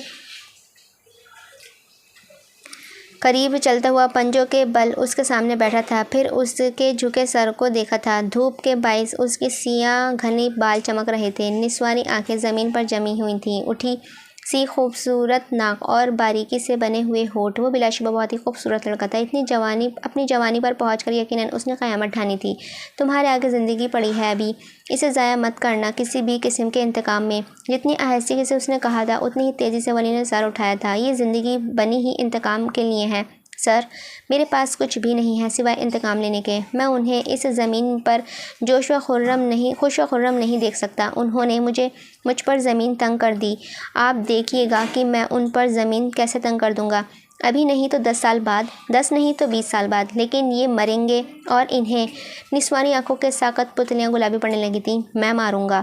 دھیمی آواز میں عجیب سی گرراہٹ تھی جیسے کسی زخمی شیر کی دہاڑ میں ہوتی ہے۔ اے ایس پی اسے چند پل دیکھے گیا تھا۔ اور اس کے بعد تمہارا کیا ہوگا؟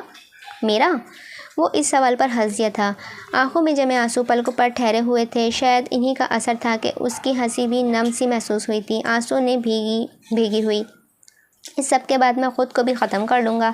جس جگہ سے ان کی لاش ملے گی اسی جگہ میری بھی لاش ملے گی۔ اے ایس پی چند لمحے مبہوت سا بیٹھا رہ گیا تھا۔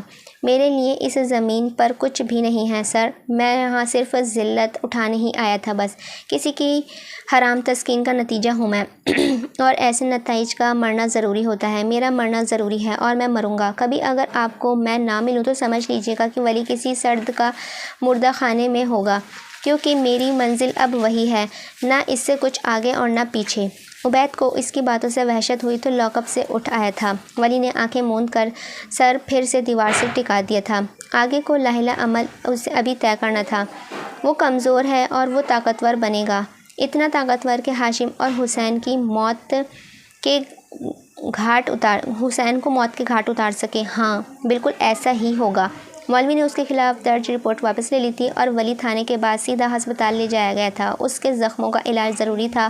ہسپتال سے فارغ ہونے کے بعد وہ حویلی میں داخل ہوا تو بختیار اور نثار نے تنفر سے اسے دیکھا کر قدم اپنے کمرے کی جانب بڑھا دیے تھے۔ اسے کچھ بھی محسوس نہیں ہوا، نہ ذلت نہ عزت۔ بی جان بار بار اس کے زخمی چہرے پر، کبھی اس کی بازو پر ہاتھ پھیر کر رو پڑتی تھیں۔ 2 دن اسی خاموشی میں کٹ گئے تھے۔ وہ اپنے کمرے میں پڑا رہا، کسی سے کوئی بات نہیں کی۔ پھر ایک شام وہ لان میں چلا آیا تھا۔ شام کی چائے پر بی جان اور صرف سردار بابا ہی تھے۔ اسے آتا دیکھ کر دونوں مسکرائے، مگر وہ نہیں مسکرایا تھا۔ آہستہ سے قریب آ کر بیٹھ گیا تھا۔ بیٹھو بیٹا۔ زمان نے کرسی کی جانب اشارہ کیا، مگر اس نے نفی میں سر ہلایا تھا۔ سردار بابا، میں پڑھنا چاہتا ہوں، اور کل میری بات ہوئی ہے اصغر سے۔ اس نے کہا ہے کہ میرا انٹرنس ٹیسٹ کلیئر ہو گیا ہے اور اب صرف داخلہ لینا ہے یونیورسٹی میں۔ لیکن وہ ایک پل کو رکا تو زمان، جو اس کی بات غور سے سن رہے تھے، محتاط ہو کر بیٹھے تھے۔ ہاں کہو۔ میں ہاسٹل میں رہنا چاہتا ہوں۔ چند لمحوں کے لیے کوئی کچھ نہ بولا تھا۔ ٹھیک ہے، رہ لو، بھلے کوئی مسئلہ نہیں ہے۔ بتاؤ کب سے ہیں ایڈمیشنز؟ زمان نے فوراً ہی بات سنبھالی تھی، اور وہ بھی حقیقتاً یہی چاہتے تھے کہ وہ یہاں سے کچھ عرصے کے لیے چلا جائے، اسی لیے وہ فراغ دلی سے اسے اجازت دے دی تھی۔ اس کے جانے کے بعد زمانی نے بے یقینی سے زمان کو دیکھا تھا۔ آپ کیسے اجازت دے سکتے ہیں اسے؟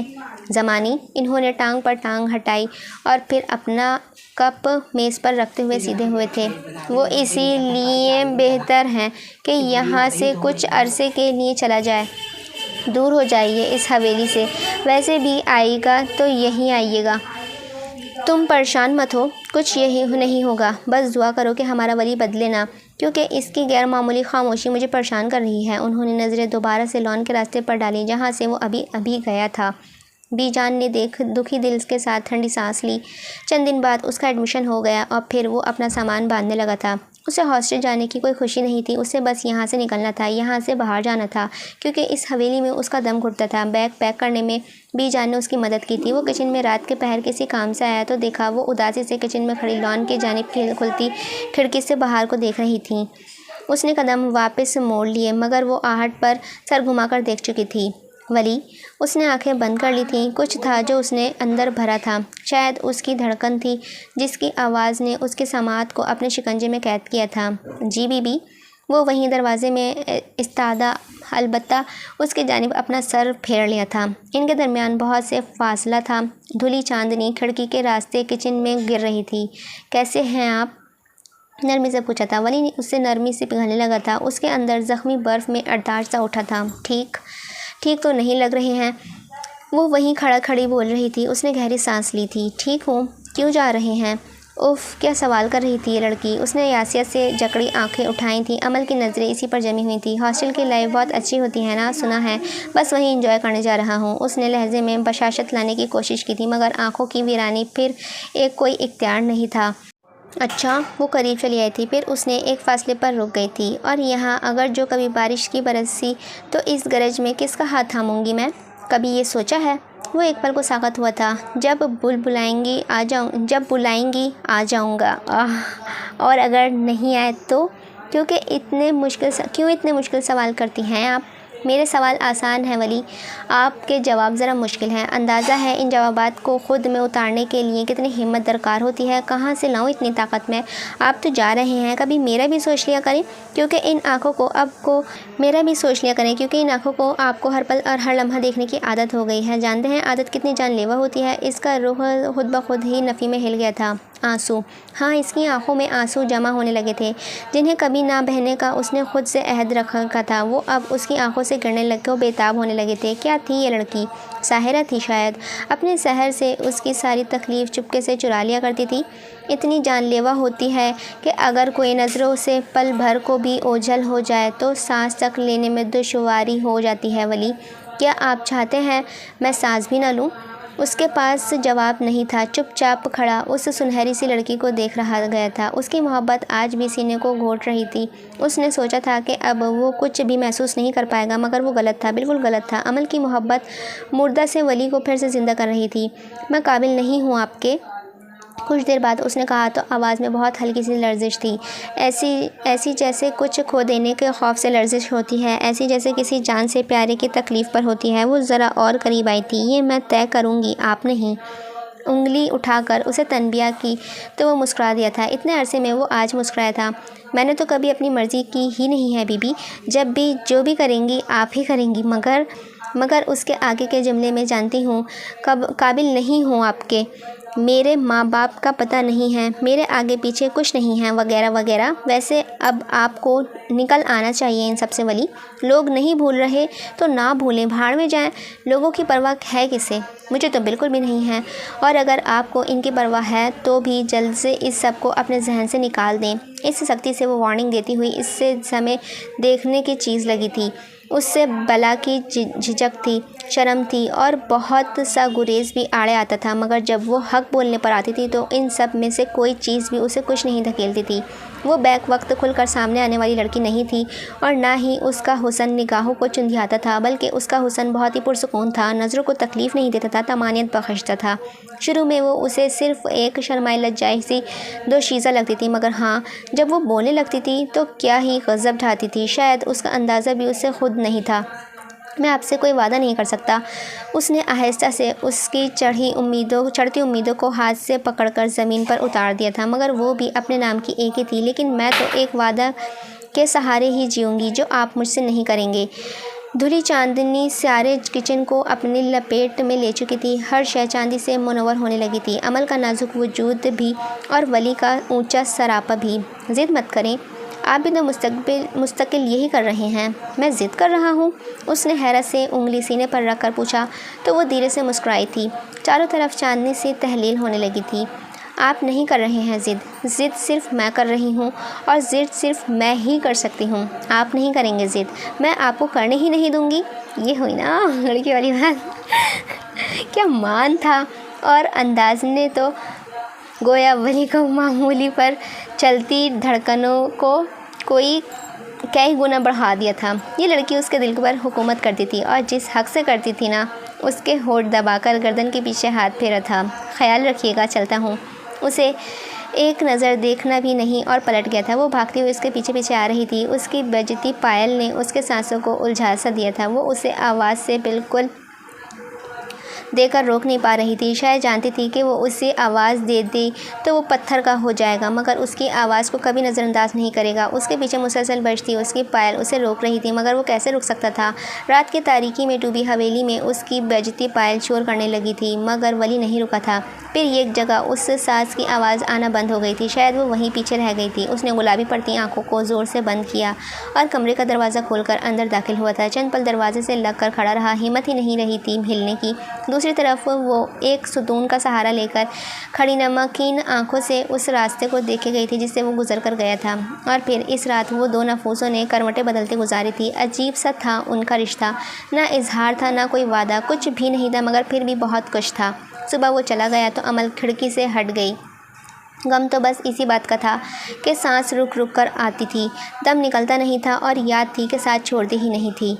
وہ گیا تو پھر چلا ہی گیا تھا۔ وہ چلا گیا تو واقعی ساری حویلی سے روشنیاں سمیٹنے لگی تھیں۔ چراغوں میں روشنی نہ رہی، اور قلم کی روشنائیاں ہوتے ہی بھی صفحہ کرتاس خشک رہنے لگے۔ ہاں وہ ایسا ہی تھا، موجود تھا تو اس کی موجودگی محسوس ہوتی تھی، اور جب چلا گیا تھا تو اس کی غیر موجودگی بھی بہت سو پر اثر انداز ہو رہی تھی۔ ان بہت سو میں بی جان، زمان اور عمل پیش تھے۔ زمان بہت خاموش رہنے لگے تھے، بی جان اسے یاد کر کے ٹھنڈی آہیں بھرتی تھیں، اور عمل وہ اب اکثر دالان کے پچھلے حصے میں خاموشی سے ایک طرف بیٹھی ہوتی تھی، کبھی اس کے کمرے میں موجود چیزوں کو دیکھ کر آزردہ ہو جاتی تھی تو ہر شے پر اس کے نقش ثابت تھا، ہر زاویہ گواہی دیتا تھا کہ وہ رہا کرتا تھا اور اب جا چکا تھا۔ کبھی کبھی تو اداسی اتنی بڑھ جاتی تھی کہ اس کی خود سے وحشت ہونے لگتی تھی۔ پھر وقت کے ساتھ ساتھ اس نے خود کو سنبھال لیا تھا۔ ولی کو تو 4 سال تک واپسی ہی نہیں ہوئی تھی۔ زمان نے اس کو مسلسل اس کے سکون کو خاطر سے شہر میں ہی فلیٹ لے دیا تھا، جس میں وہ مسلسل 4 سال پڑھائی کے دوران رہا، اور ان 4 سالوں میں مجال ہو جو اس نے پلٹ کر حویلی والوں کی جانب دیکھا بھی ہو۔ ہر مہینے زمان اور بی جان اس سے ملنے جاتے تھے، اور بس نہ اس نے کبھی ان کی خواہش کا اظہار کیا اور نہ ہی زمان نے کبھی اس پر زور ڈالا تھا۔ اس کی ذہنی حالات کے لیے یہی بہتر تھا کہ وہ اس حویلی سے حال فی الحال کوسوں دور ہی رہتا، مگر کوئی کیسے جان سکتا تھا بھلا کہ 2 شہد رنگ آنکھیں اس کی دید کو ترستی جا رہی تھیں۔ کوئی ادارک نہ کر سکا تھا، اور اس کے سارے عرصے کی تکلیف عمل نے اکیلے ہی جھیلی تھی۔ اسے یہ سب اکیلے ہی جھیلنا تھا، وہ خود نہیں تھا تو کس سے کہا جا سکتا تھا؟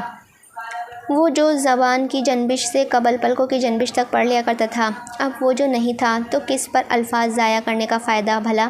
اس سارے عرصے میں وہ اللہ سے جڑ گئی تھی۔ پہلے اس نے اسے اپنی ان تنہائی کا ساتھی بنایا، اور پھر آہستہ آہستہ وہ اس کی زندگی میں شامل ہوتا گیا۔ اس کی نمازیں پرسکون ہوتی گئیں، اور ولی کے حق میں دعا کا سلسلہ بڑھتا گیا۔ وہ بہت اچھی مسلمان نہیں تھی، زبان پر آئے طنز اور بہت سی کڑوی باتوں کو بولنے سے اکثر وہ خود کو نہیں روک پاتی تھی۔ غصہ بھی بہت آتا تھا، اور لوگوں کو جھاڑنے کے فن میں بھی محترمہ طاق تھیں، مگر وہ پھر بھی جانتی تھی کہ کس سے بات کی جانی چاہیے اور کس سے نہیں، کس سے کتنے فاصلے پر رہنا ہے اور کس سے کتنی نرمی سے برتنی ہے۔ اسے یہ سب آتا تھا۔ وقت کے ساتھ ساتھ اسے اندازہ ہو گیا کہ کسی غیر سے محبت کرنا درست نہیں ہے، مگر مسئلہ تو یہ تھا کہ وہ اس سے محبت کر بیٹھی تھی، اور جب سے اس سے محبت کی تھی تب سے وہ بدتمیز غیر لگا ہی نہیں کرتا تھا۔ اگرچہ کبھی اسے نئے سرے سے زندگی شروع کرنے کا موقع ملا تو وہ کبھی اس سے محبت نہیں کرے گی۔ اس نے آنسو رگڑتے برہمی سے سوچا تھا۔ رات کی تاریک پہر سنسان پڑی دنیا میں وہ جاگ رہی تھی، اور ولی کے مسلسل یاد آنے پر اسے بے طرح غصہ آ رہا تھا، اور اس بات پر بھی غصہ آ رہا تھا کہ اس کے آنسو نہیں رک رہے تھے۔ بے بسی سے آنکھیں مسلتے وہ یکدم ہی رو پڑی تھی۔ پھر چہرہ اٹھا کر آسمان کو دیکھا تھا۔ آسمان تاروں سے جگمگا رہا تھا۔ اس نے اپنے برابر چارپائی پر سوئی ہوئی بی جان کو دیکھا تھا۔ وہ چھت پر ان کے ساتھ ہی سو رہی تھی، پھر چہرہ موڑ کر تاروں بھری رات پر نظر ڈالی تھی۔ آج افق پر چاند نہیں جگمگا رہا تھا، مگر پھر بھی تاروں کی مبہم سی روشنی نے آسمان چمکا رکھا تھا۔ وہ یاسیت سے نم ہوتی آنکھوں سے آسمان کو دیکھے گئی۔ دوسری جانب ولی اپنے فلیٹ کی ریلنگ میں کھڑا ہوا اس جیسی زرد سی رات میں تاروں بھرے آسمان کو دیکھ رہا تھا، پھر گہرا سانس لیتا ہوا مڑا تھا۔ مجھے معاف کر دیجیے گا بی بی۔ ریلنگ سے ہٹتے ہوئے یہ آخری بات تھی جو اس نے عمل سے کہی تھی، اور پھر رات آنکھوں میں ہی کاٹنے کے لیے بستر پر چلا گیا تھا۔ آج حویلی میں عجیب قسم کی رونق تھی۔ ہر سونا محسوس سی چہل پہل ہو رہی تھی۔ ملازمین بی جان کی ہدایتوں کے دوڑے کام کر رہے تھے۔ زینوں سے اترتی ہوئی ہاتھوں سے سیاہ بال سمیٹتی عمل نے ایک طائرانہ نگاہ سب پر ڈالی، اور پھر بی جان کی جانب گھومی۔ یہ اتنا پھیلاوا کس بات کا ہے بی جان؟ ان کے ساتھ صوفے پر بیٹھتے ہوئے اس نے پوچھا تو وہ پرجوش سی بتانے لگی تھی۔ ولی آ رہا ہے آج شہر سے، پڑھائی ختم ہو گئی ہے اس کی، اور اب وہ یہیں رہے گا ہماری آنکھوں کے سامنے، ہمارے ساتھ۔ اس کے ہاتھ سے ریشمین بال پھسل کر کمر پر بکھرتے چلے گئے تھے۔ بے یقینی سے وہ بی جان کو بھی تک رہی تھی۔ کیا؟ کب آ رہا ہے وہ؟ کس وقت آئے گا؟ اور ایسے اچانک کیسے آ سکتا ہے وہ؟ بی جان نے خفگی سے اسے دیکھا تھا۔ اسے کیا مطلب ہے اچانک؟ پڑھائی ختم میرے بچے کی، اور اب وہ یہیں رہے گا ہمارے ساتھ؟ ہائے، میرے تو آنکھیں ہی تھک گئی ہیں اسے ہنستا کھیلتا دیکھنے کے لیے۔ اب وہ یہاں میری نظروں کے سامنے ہی رہے گا تو میں اس کے سارے دکھوں پر مرہم رکھ دوں گی، اب کچھ بھی نہیں آنے دوں گی اس تک میں۔ بہت سہ لیا ہے میرے بچے نے۔ انگلیوں سے آنکھوں کو گوشوں کو صاف کرتی بی جان کچن کی جانب ہو لیتی۔ وہ جیسے ہوش میں آئی تھی۔ اس سے حقیقت پر یقین کرنے کا وقت لگ رہا تھا کہ وہ آ رہا ہے، گویا وہ آ رہا ہے، وہ اب اس کی آنکھوں کے سامنے رہے گا، وہ اسے دیکھ پائے گی۔ اس نے آس پاس بکھری سی حویلی کو دیکھا تھا۔ طلوع ہوئی صبح یکدم ہی چمکنے لگی تھی، روشناً ہونے لگی تھی، اور پھر وہ آ گیا۔ آگے کا ناول کنٹینیو رہے گا۔ امید ہے آپ سبھی کو پسند آ رہا ہے ناول۔ اگر آپ کو یہ ناول اچھا لگ رہا ہے تو لائک کیجیے گا، شیئر کیجیے گا، اپنے فیملی اور فرینڈس میں بھی شیئر کیجیے گا، اور کمنٹس میں بتائیے گا کہ آپ کو کیا چیز اچھی لگ رہی ہے۔ چلیے ملتے ہیں اس ناول کے نیکسٹ پارٹ کے ساتھ، جب تک اپنا دھیان رکھیں گا، مجھے اپنی دعا میں یاد رکھیے گا۔ اللہ